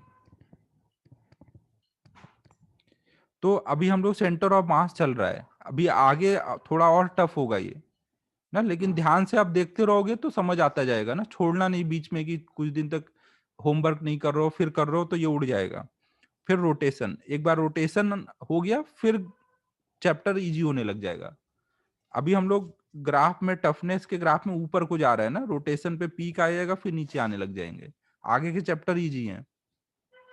रोटेशन के बाद फिजिक्स से विश्वास उड़ जाता है या विश्वास आ जाता है? ध्रुवील यार, थोड़ा मैकेनिक्स में प्रॉब्लम सॉल्विंग ज्यादा करनी पड़ती है, तब जाकर के मैकेनिक्स में इंटरेस्ट आता है। मैं भी अपने टाइम में मैकेनिक्स कम ही पढ़ता था, मुझे भी कम जमता था, लेकिन बाद में जब मैंने पढ़ाना शुरू किया तो मुझे समझ आया कि यार थोड़ा प्रॉब्लम सॉल्विंग ज्यादा करो तो बहुत सही हो जाता है मैकेनिक्स। तो ये वाला चैप्टर टफ है लेकिन बहुत मजेदार भी चैप्टर है, जिसको समझ आ जाएगा उसको बहुत मजा आएगा इन दोनों चैप्टर में। प्रॉब्लम सॉल्विंग इनमें बहुत सही होता है। तो मैं अपनी तरफ से तो नॉर्मली, मेरे पढ़ाने के बाद ऐसा तो तुम्हें नहीं लगेगा कि उड़ गया, लेकिन ज्यादातर मैंने जो देखा है लोगों को, इस चैप्टर के बाद लोगों का फिजिक्स से विश्वास उठ जाता है। हालांकि मैं नहीं उठने दूंगा, बस तुम जो होमवर्क देता रह रहा हूँ वो टाइमली करते जाना। विजयम सर से बोलना, उनका भी बोलते थे कि इस चैप्टर पढ़ने के बाद उनका भी फिजिक्स से विश्वास उठ गया था।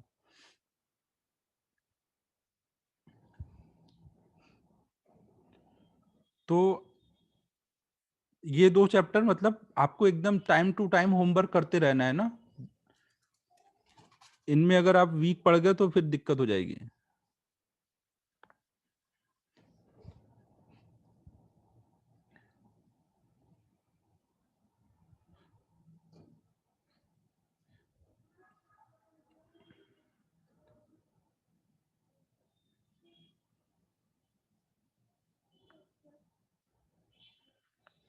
तो अब हम लोग इसमें आगे पढ़ रहे हैं। हमने देखो लास्ट टाइम स्टार्ट किया था motion of centre of mass ना। तो इसमें हमने देख लिया कि अगर हमें वेलोसिटी ऑफ सेंटर ऑफ मास निकालना है तो हम क्या करेंगे, m1v1 प्लस m2v2, ऐसे जितने भी पार्टिकल होंगे सबका ऐड करते जाएंगे अपॉन में सबका मास। फिर हमने एक्सेलरेशन देखा था, हर एक पार्टिकल का एक्सेलरेशन हम ऐसे ऐड करते जाएंगे अपॉन में सबका मास, ऐसे ऐड करते जाएंगे। फिर इस पे कुछ प्रॉब्लम किए थे, तो इस पे अब एक प्रॉब्लम और कर लेते हैं, फिर कुछ नए कॉन्सेप्ट देखेंगे।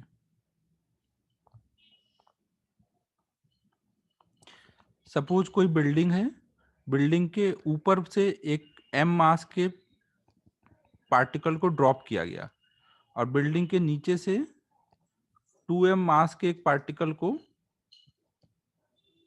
ऊपर को फेंका गया विद स्पीड 50 मीटर पर सेकेंड। अगर बिल्डिंग की हाइट है कुछ 100 मीटर, तो हमें बताना है find part 1 velocity of centre of mass, initial velocity, initial time 0 पर। Part 2 acceleration of centre of mass और maximum height attained by centre of मास।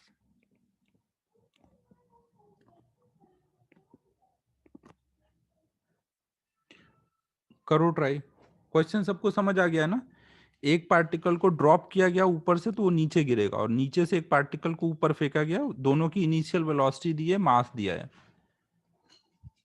तो हमें वेलोसिटी बतानी है, इनिशियल एक्सेलरेशन बताना है, और सेंटर ऑफ मास कितनी हाइट तक जाएगा ये बताना है।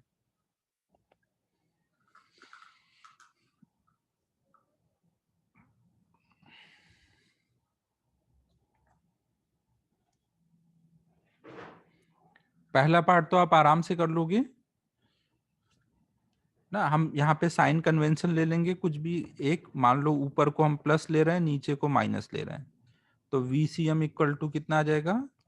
इसको पार्टिकल 1 बोल रहे हैं और नीचे वाले को पार्टिकल 2 बोल रहे हैं, तो पार्टिकल 1 M1 V1 जीरो है, M2 V2 upon M1 plus M2, तो आ गया 100 M/3M, तो 100/3 इसका वेलोसिटी आ गया ना, M कॉमन होके कट जाएगा। सेकेंड पार्ट कितना आ रहा है?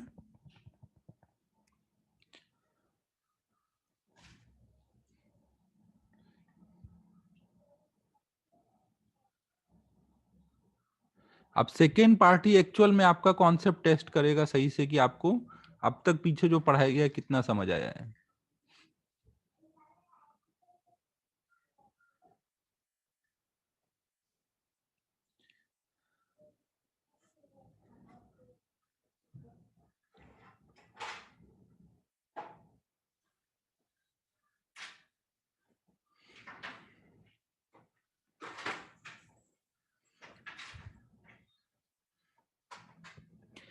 यहाँ पे देखो, जो पार्टिकल ऊपर है उसका एक्सेलरेशन कितना बोलोगे?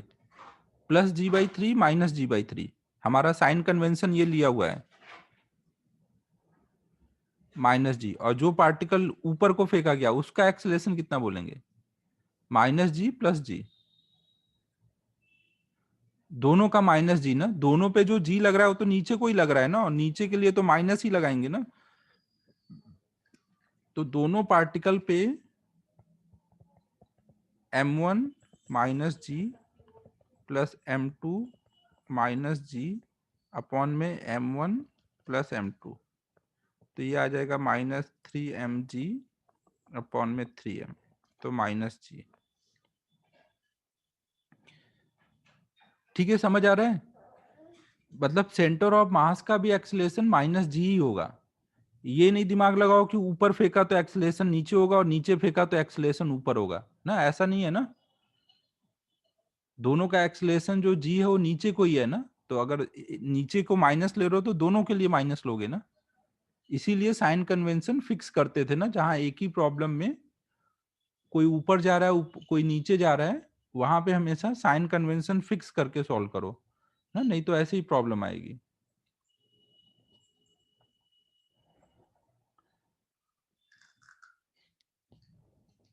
ठीक है, यहां तक सबको क्लियर है?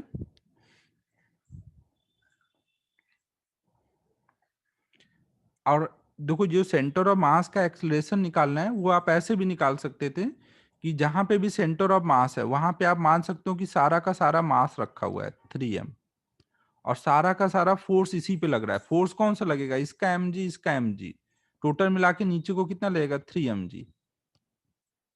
तो टोटल फोर्स 3mg लग रहा है, टोटल मास 3m है, तो कितना एक्सेलरेशन आएगा नीचे को? g आएगा ना, total force upon total mass कर दोगे एक्सेलरेशन के लिए। सेंटर ऑफ मास की डेफिनेशन में हमने देखा था ना, कि सेंटर ऑफ मास पे आप सारा मास रख दोगे और सारे फोर्स उस पे लगा दोगे, फिर total force upon total mass करोगे तो उससे सेंटर ऑफ मास का एक्सेलरेशन आ जाएगा।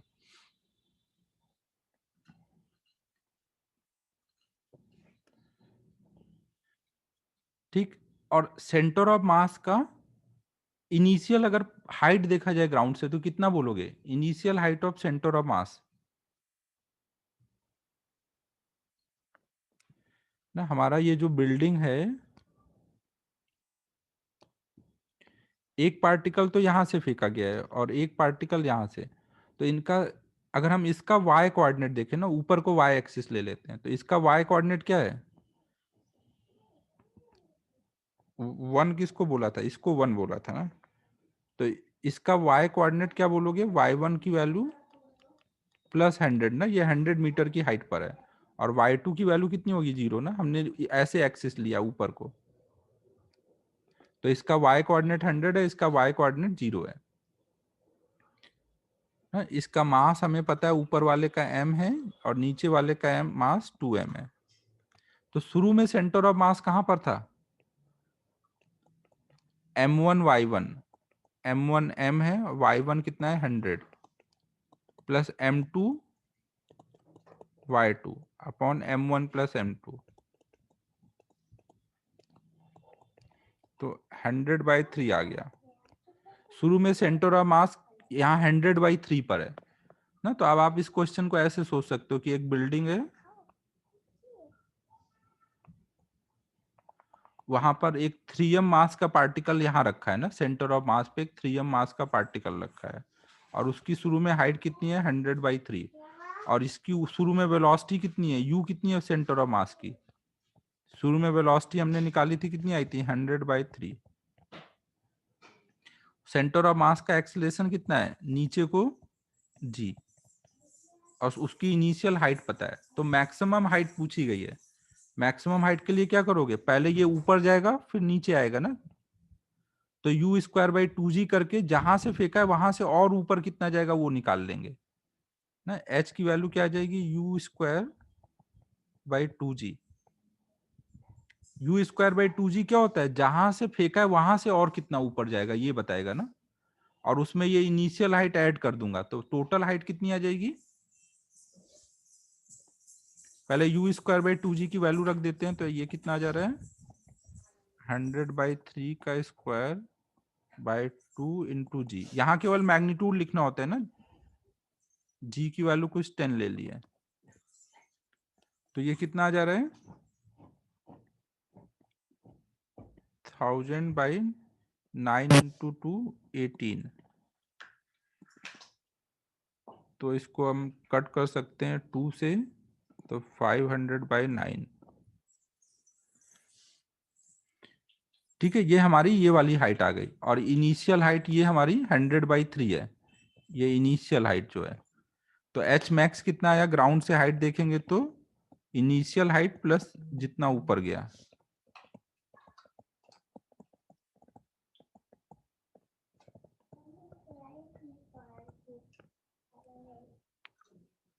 ठीक है, सबको समझ आया क्या क्या हुआ है यहाँ पर?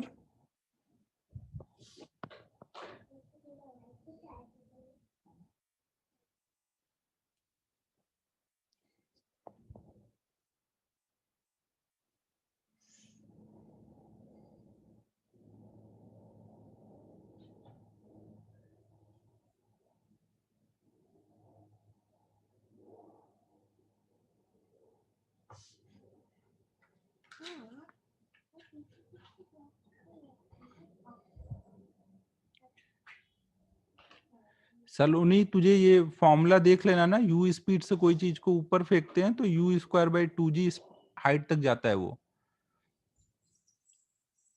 ये सब फॉर्मूले हम लोगों ने याद किए हुए हैं। इनिशियल काइनेमेटिक्स के वीडियो देखो, उसमें मिल जाएंगे ना वो सब।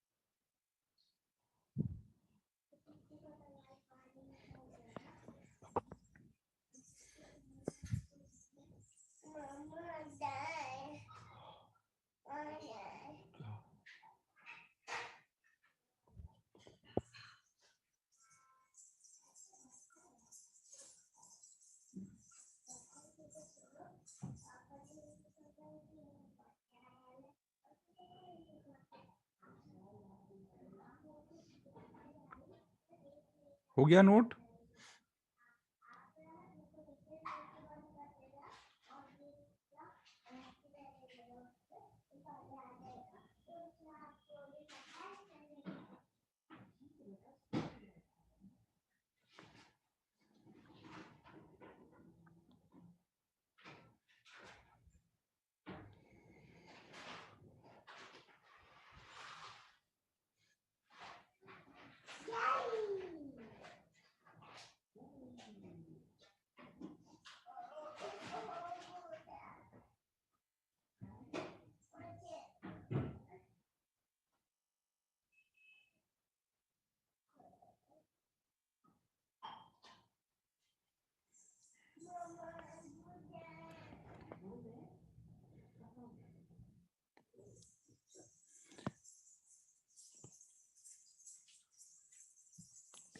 ठीक है, तो हमने ये मोशन ऑफ सेंटर ऑफ मास अभी हम लोग देख रहे हैं ना, तो अब उसमें हमने देखा कि अगर हमें पार्टिकल्स के वेलोसिटी पता है तो हम सेंटर ऑफ मास की वेलोसिटी निकाल लेंगे, पार्टिकल के एक्सेलरेशन पता है तो सेंटर ऑफ मास का एक्सेलरेशन निकाल लेंगे।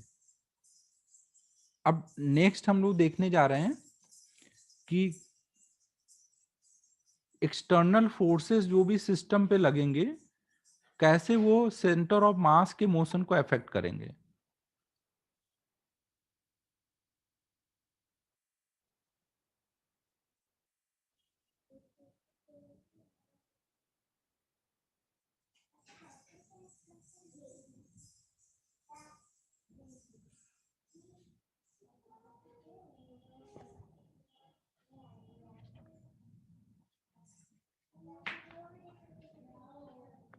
अब हम लोग नेक्स्ट देखो देखने जा रहे हैं relation of external forces with motion of centre of mass.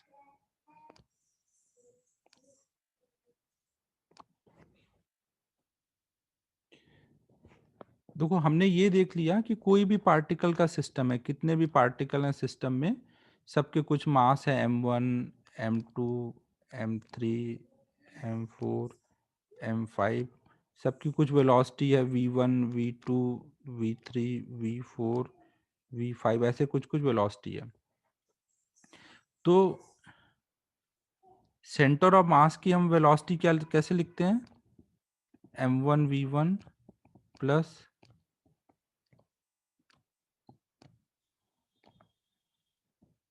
m2 v2, ऐसे करते हुए पूरा m5 तक कर लेंगे, या जितने भी पार्टिकल होंगे उतने तक का सबका ऐसे ऐड करेंगे अपॉन में टोटल मास, ऐसे कर लेंगे। अब अगर हम इस वाले पार्ट को इधर ले आए ना, इस वाले पार्ट को इधर ले आए तो हम क्या लिख सकते हैं, m1 प्लस m2 ऐसे करते हुए पूरा m5 तक अपॉन में vcm, ये बराबर होगा m1 v1 m2 v2 पूरा ऐसे।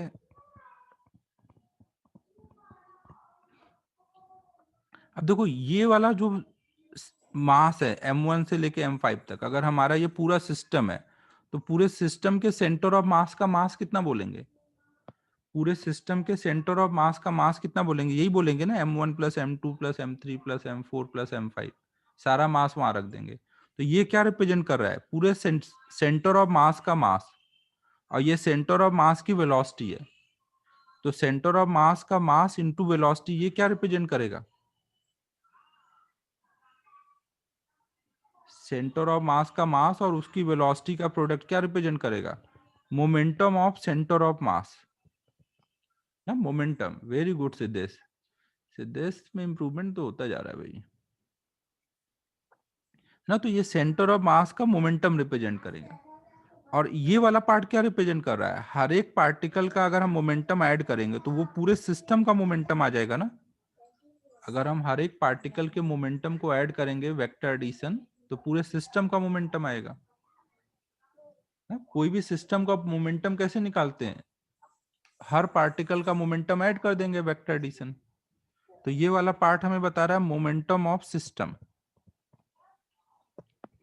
है मतलब कहीं पर भी कोई भी सिस्टम के लिए जो उसके सिस्टम का मोमेंटम होगा वही उसके सेंटर ऑफ मास का मोमेंटम होगा ना। ये एक बहुत बड़ा और इंपॉर्टेंट पॉइंट है कि कोई भी सिस्टम के लिए अगर हमें सिस्टम का मोमेंटम निकालना है तो हम क्या कर सकते हैं, हर पार्टिकल का मोमेंटम निकाल के वेक्टर एडिशन करें, या फिर सेंटर ऑफ मास का मोमेंटम निकाल दे, वही पूरे सिस्टम का मोमेंटम होगा। चमक रहा है मैं क्या बोल रहा हूं?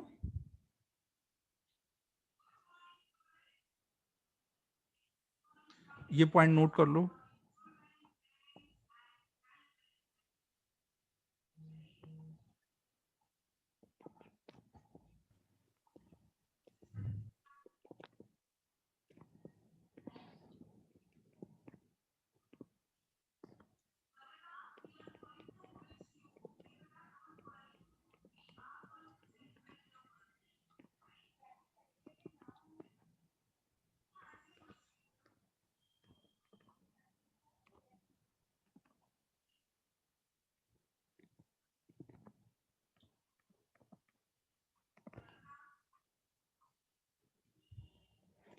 श्रेयस, अभी निकालने की बात नहीं सोचो ना, अभी बस आपको कॉन्सेप्ट समझना है कि किसका मोमेंटम, सिस्टम का मोमेंटम और सेंटर ऑफ मास का मोमेंटम सेम होता है ना। निकालना हम देखेंगे आगे कैसे क्या निकालना है ना, पहले कॉन्सेप्ट समझ लो।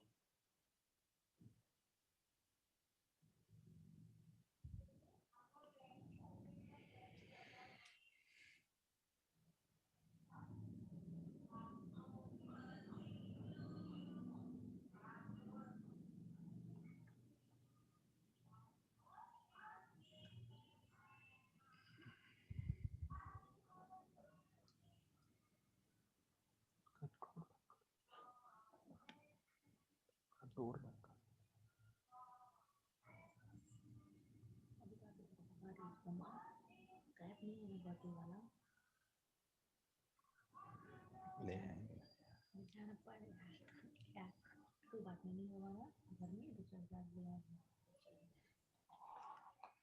नोट हो जाए तो बोल देना ना।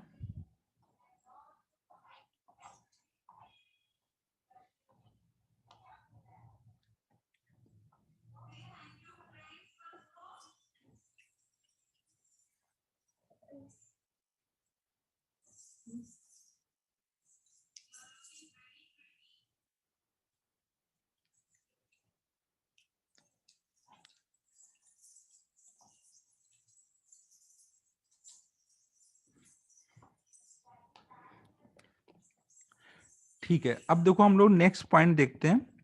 आपने देखा था कोई भी सिस्टम के लिए अगर हम न्यूटन सेकेंड लॉ लगाए तो हम क्या बोलते थे, नेट एक्सटर्नल फोर्स बराबर होता है उस सिस्टम के rate of change of momentum के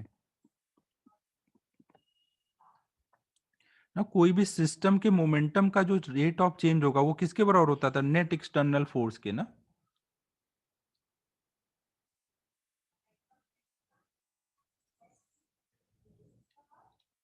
है कि नहीं?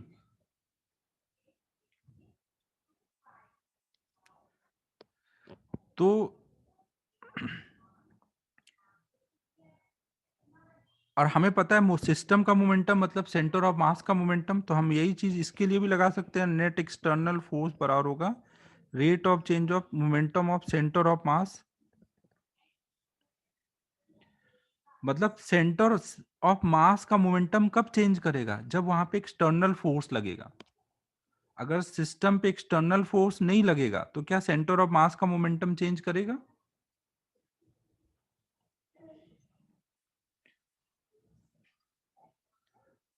ना। तो इसका मतलब सेंटर ऑफ मास को के मोशन को कौन चेंज कर सकता है, एक्सटर्नल फोर्स, इंटरनल फोर्स नहीं ना।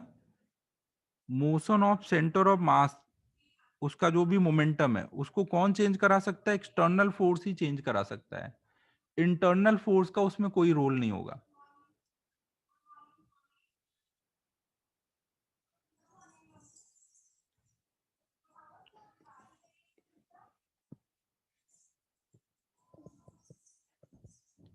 नोट करो इसको।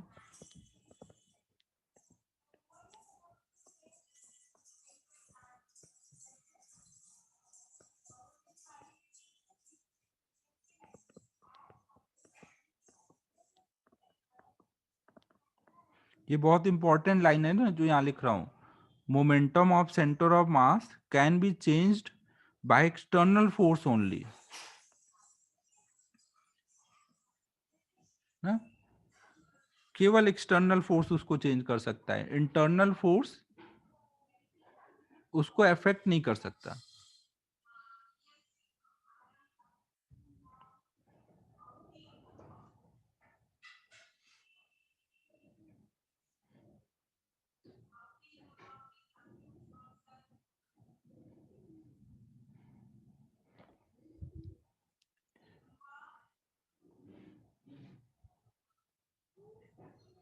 नेक्स्ट पेज पे चलें।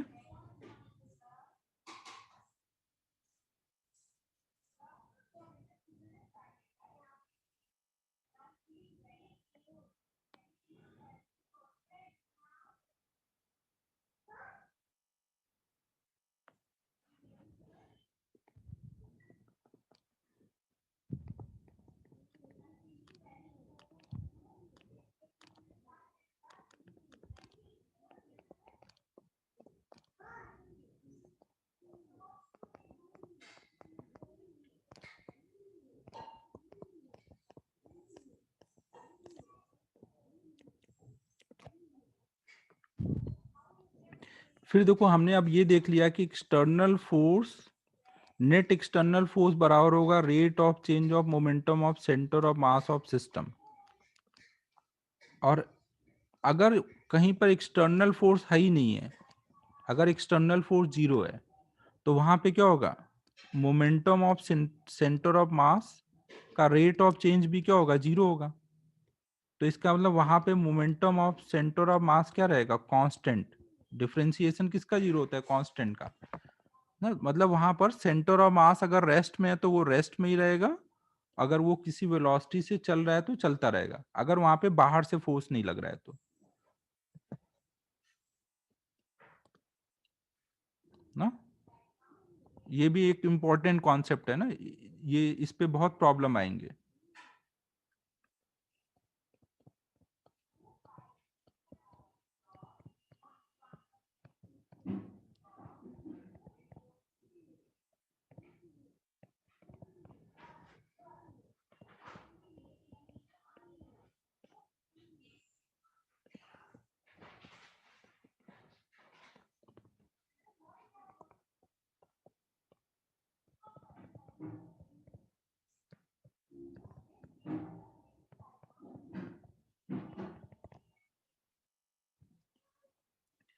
अब ये नोट कर लो, अब इस पे प्रॉब्लम सॉल्विंग स्टार्ट करते हैं।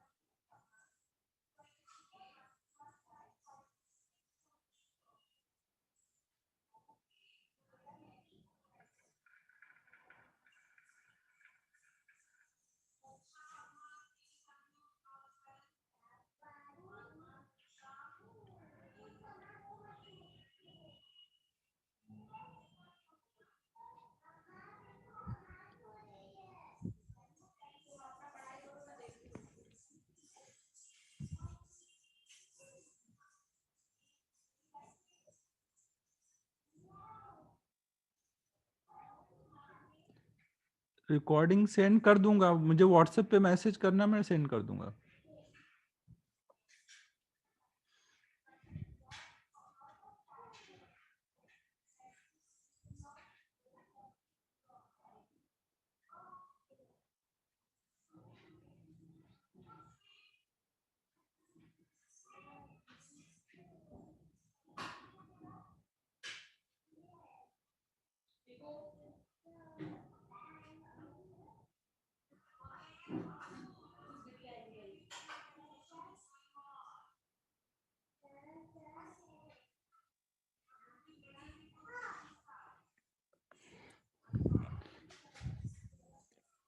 अब इस पे हम लोग प्रॉब्लम स्टार्ट कर रहे हैं ना।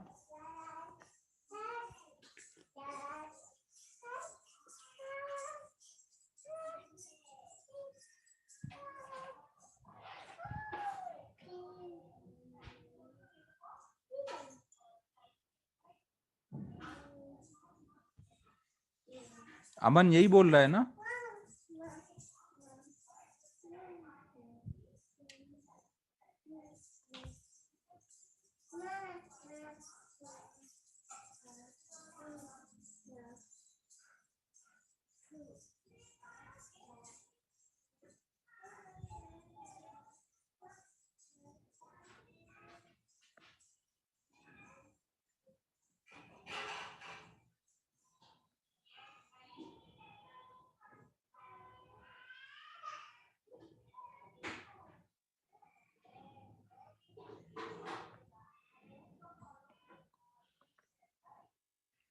पार्थ क्या कर रहा है भाई, पार्थ सिरोडे।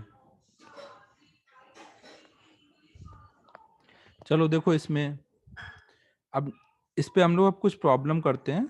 सपोज दो पार्टिकल ग्राउंड पे, स्मूथ ग्राउंड पे रेस्ट पे पड़े हुए थे ना, ये स्मूथ ग्राउंड है, वो रेस्ट पे पड़े हुए थे।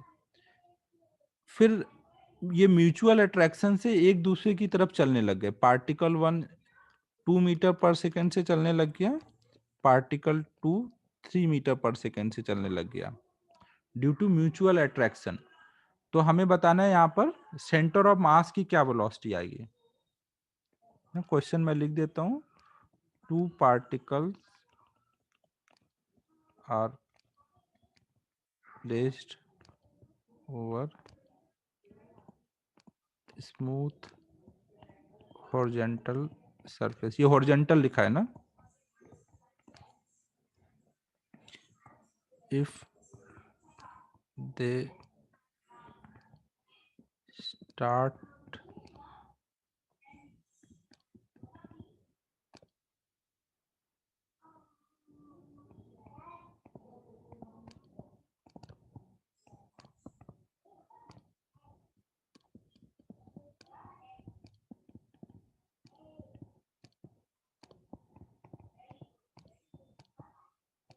हमें सेंटर ऑफ मास की वेलोसिटी बतानी है।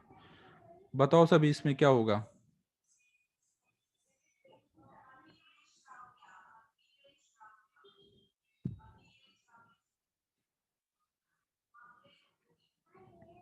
वेरी गुड श्रेयस ना, वेरी गुड। 0 होगा। प्रथमेश तू ध्यान नहीं दिया तूने। यहाँ पे देखो मास क्या है ये बताया ही नहीं गया है, क्योंकि उसकी जरूरत ही नहीं है। हमें यहाँ पे बोला गया कि दो पार्टिकल को शुरू में हमने स्मूथ टेबल पे रखा, तो शुरू में सेंटर ऑफ मास की वेलोसिटी क्या है, 0 है ना। शुरू में जब हमने दोनों पार्टिकल को रखा तो v1 v2 0 है, तो vcm भी 0 है। अब अगर वो म्यूचुअल अट्रैक्शन से चलने लग गए, म्यूचुअल अट्रैक्शन से चले, तो ये फोर्स कौन सा है, इंटरनल है एक्सटर्नल है, इंटरनल है ना। तो एक्सटर्नल फोर्स लगा ही नहीं है, हॉरिजॉन्टल डायरेक्शन में कोई एक्सटर्नल फोर्स है ही नहीं है ना। अगर एक्सटर्नल फोर्स यहाँ पे 0 है, तो क्या सेंटर ऑफ मास का वेलोसिटी चेंज होगा, नहीं होगा। तो यही हमेशा रहेगा। यहाँ पे इनके मास कुछ अलग अलग रहे होंगे, उससे हमें कोई मतलब नहीं है ना। म्यूचुअल अट्रैक्शन से जो भी हो रहा है ना। सेंटर ऑफ मास अब भी अपनी जगह रेस्ट पे ही पड़ा रहेगा। तो आपको ऐसे ही देखो बेसिक कॉन्सेप्ट यूज करके प्रॉब्लम सॉल्व करना रहेगा ना।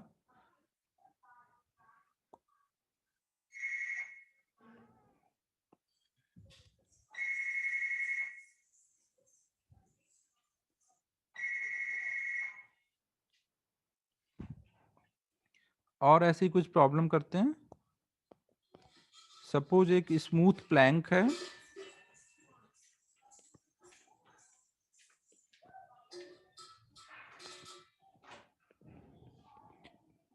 एक प्लैंक को स्मूथ ग्राउंड पे रखा हुआ है, स्मूथ सरफेस पे।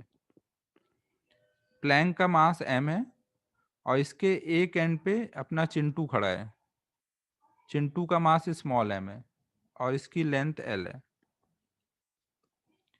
अगर ये चिंटू वॉक करके प्लैंक के इस एंड से इस एंड पे आ जाएगा, तो इसके वॉक करने के वजह से, इस एंड से इस एंड पे जाने की वजह से प्लैंक कितना डिस्प्लेस हो जाएगा, हमें ये बताना है। क्वेश्चन क्या है? A Planck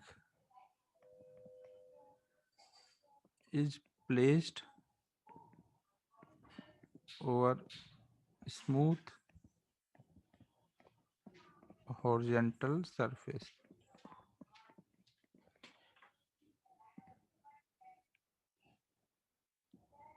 If Chintu moves from one end to other end, then find displacement of Planck.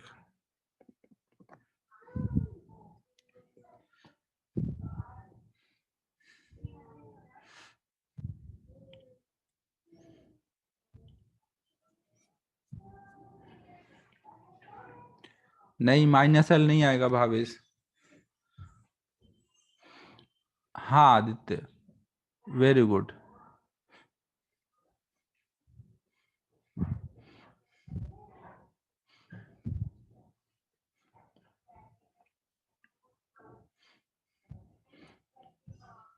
Solve करूं?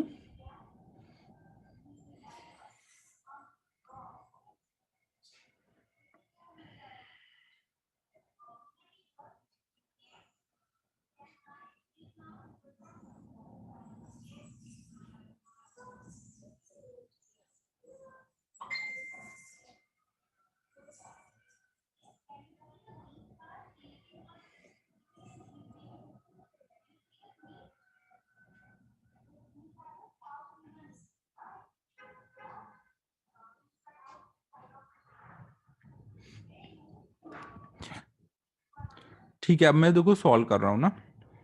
इसमें देखो हमारा क्वेश्चन क्या है कि एक प्लैंक लिया गया है और इसको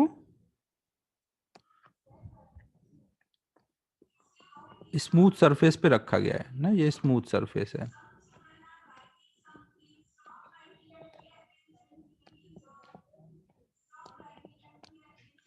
चिंटू का मास स्मॉल एम है, प्लैंक का मास कैपिटल एम है।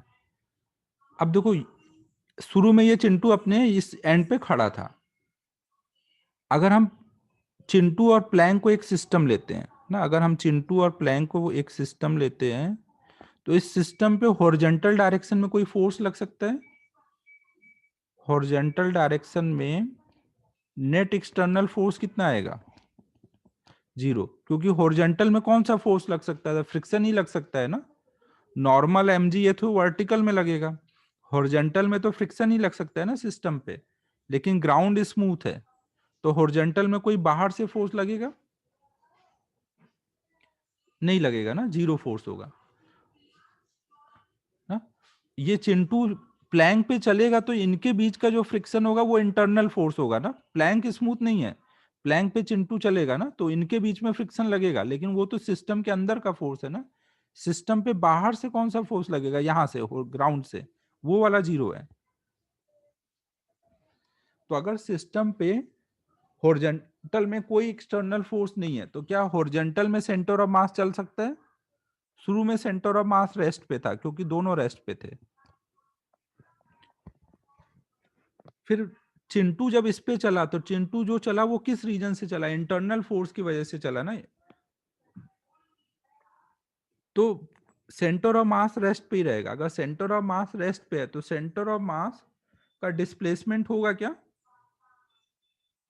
सेंटर ऑफ मास का कुछ डिस्प्लेसमेंट हो पाएगा? अगर वो शुरू में रेस्ट पे और बाद में भी रेस्ट पे है तो सेंटर ऑफ मास डिस्प्लेस होगा। इसको मैं इधर लिखता हूं, 1 मिनट। यहाँ पे एफ एक्सटर्नल 0 है हॉरिजॉन्टल डायरेक्शन में, तो सेंटर ऑफ, शुरू में वेलोसिटी 0 थी तो ये हमेशा ही 0 रहेगी ना। तो इसका मतलब अगर मैं सेंटर ऑफ मास का डिस्प्लेसमेंट देखूं एक्स डायरेक्शन में तो वो 0 आना चाहिए डिस्प्लेसमेंट। तो अब देखो यहाँ पे क्या होगा, जैसे ये आगे बढ़ेगा, जैसे ये आगे बढ़ेगा ये प्लैंक पीछे स्लिप होगा ना, एक का डिस्प्लेसमेंट प्लस में होगा, दूसरे का माइनस में होगा, तभी टोटल डिस्प्लेसमेंट जीरो रह पाएगा ना। डेल्टा एक्सीएम इक्वल टू क्या होता है, सेंटर ऑफ मास के डिस्प्लेसमेंट का फॉर्मूला क्या होता है, m1 delta x1 m2 delta x2 upon m1 plus m2। अगर हमारा डेल्टा एक्सीएम जीरो है तो इसका मतलब हम बोल देंगे वहां पे क्या है, m1 डेल्टा x1 ना, ये वाला टर्म जीरो है, plus m2 delta x2 equal to zero. तो अब ये पूरा टर्म जीरो कब हो पाएगा, अगर एक टर्म प्लस में है तो दूसरा माइनस में हो ना, एक अगर राइट में जा रहा है तो दूसरा लेफ्ट में जाए, तभी ये पूरा टर्म जीरो आएगा ना। समझ आ रहा है मैं क्या बोल रहा हूं।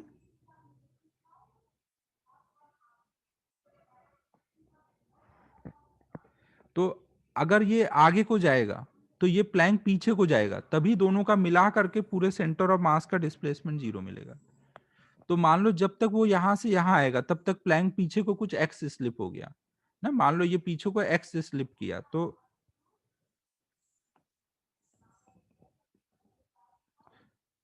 प्लैंक पीछे को कुछ एक्स स्लिप हो गया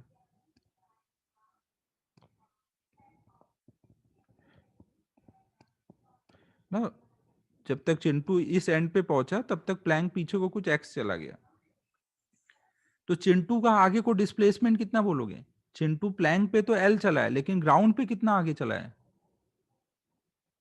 अगर ये लेंथ एल है,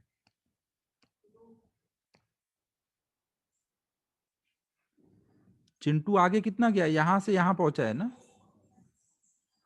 प्लस कैसे भाई, ये पीछे को एक्स गया, प्लैंक पीछे को एक्स गया है ना,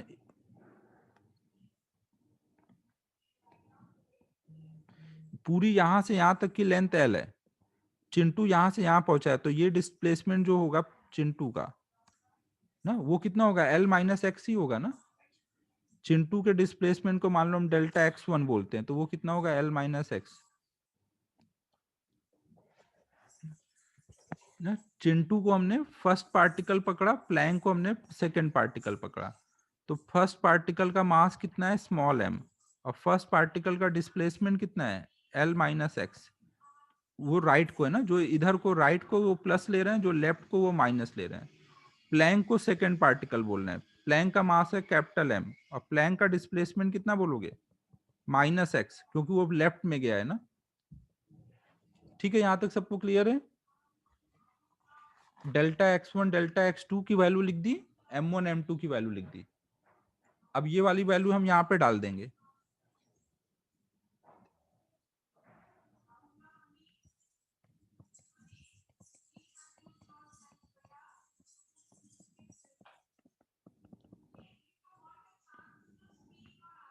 तो अब देखो ये क्या हो जाएगा, x वाले टर्म एक साइड कर लो,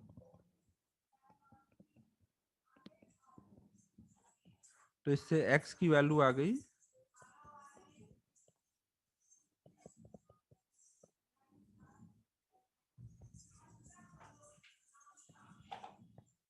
ना, ये हमारी x की वैल्यू आ गई, x मतलब प्लैंक का डिस्प्लेसमेंट। तो समझ आ रहा है, देखो हम कितना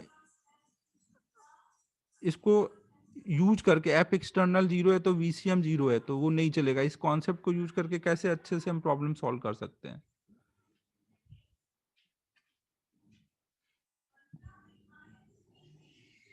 हाँ, विथ रिस्पेक्ट टू प्लैंक वो एल चला है, लेकिन ग्राउंड के रिस्पेक्ट में कितना चला है plank, person L minus x, person with respect to plank L चला है, but with respect to ground, यहाँ पे ये को जो डिस्प्लेसमेंट होते हैं delta x one delta x two delta x cm, ये सब विथ रिस्पेक्ट टू ग्राउंड होते हैं ना,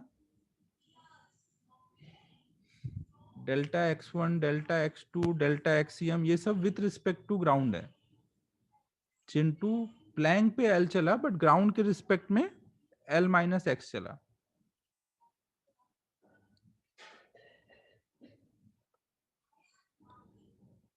भावेश यहाँ पे आप अच्छे से देखो, ये सब किसके रिस्पेक्ट में होते हैं, ये जो आपने एक्सप्रेशन देखे ये सब ग्राउंड से देखा था ना, ये जो रिलेशन सब लिखे गए हमने इनर्शियल फ्रेम से लिखा हुआ है, ग्राउंड पे खड़े होके।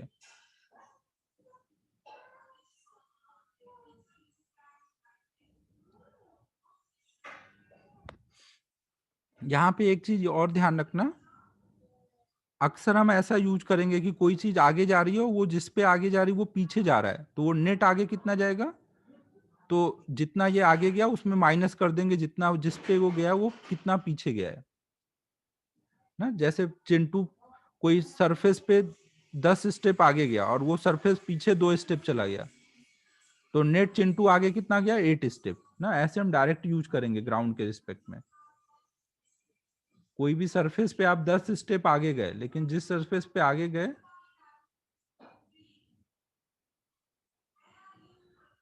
श्रेयस इसमें कुछ भी सोचना नहीं है, ये तो अब आपको आदत डाल लेनी है धीमे धीमे ऐसे करने की।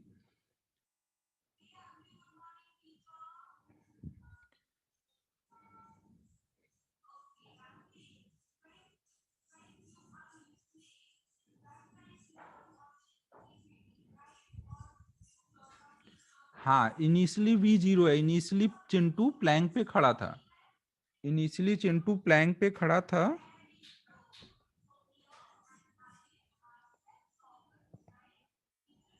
और बाद में चिंटू चला है, तो शुरू में VCM 0 था, तो बाद में भी 0 रहेगा। देखो इसको करने के लिए हम लोग वैसे और भी तरीका लगा सकते हैं, बट ज्यादा बेटर यही तरीका है ना,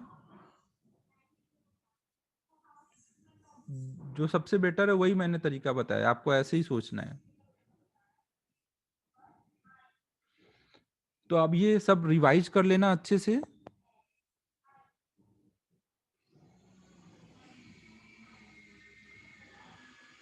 श्रेयस अब और क्या कर सकते हैं, मैं नेक्स्ट क्लास में एक बार और बता दूंगा।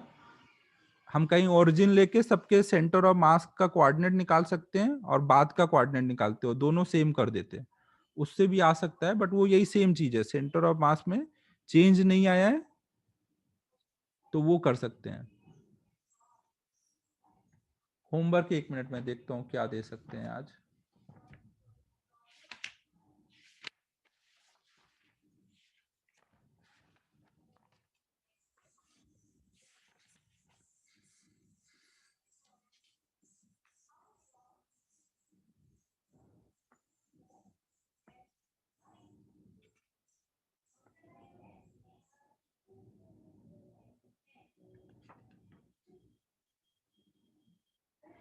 होमवर्क आज कुछ नहीं दे रहा हूँ, बस अभी जो पढ़ाया गया है वहां तक आपको अच्छे से रिवीजन कर लेना है ना, नेक्स्ट क्लास में होमवर्क देंगे।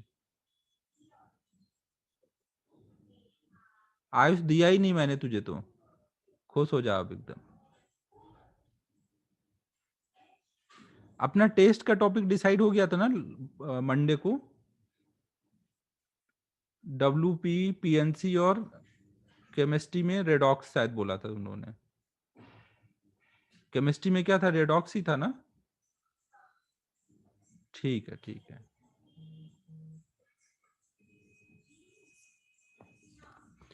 ठीक है बच्चों, फिर अच्छे से रिवाइज कर लेना जो आज सिखाया गया है ना, इसी टाइप के अभी नेक्स्ट क्लास में हम लोग और प्रॉब्लम करेंगे। ठीक है, बाय एवरीवन।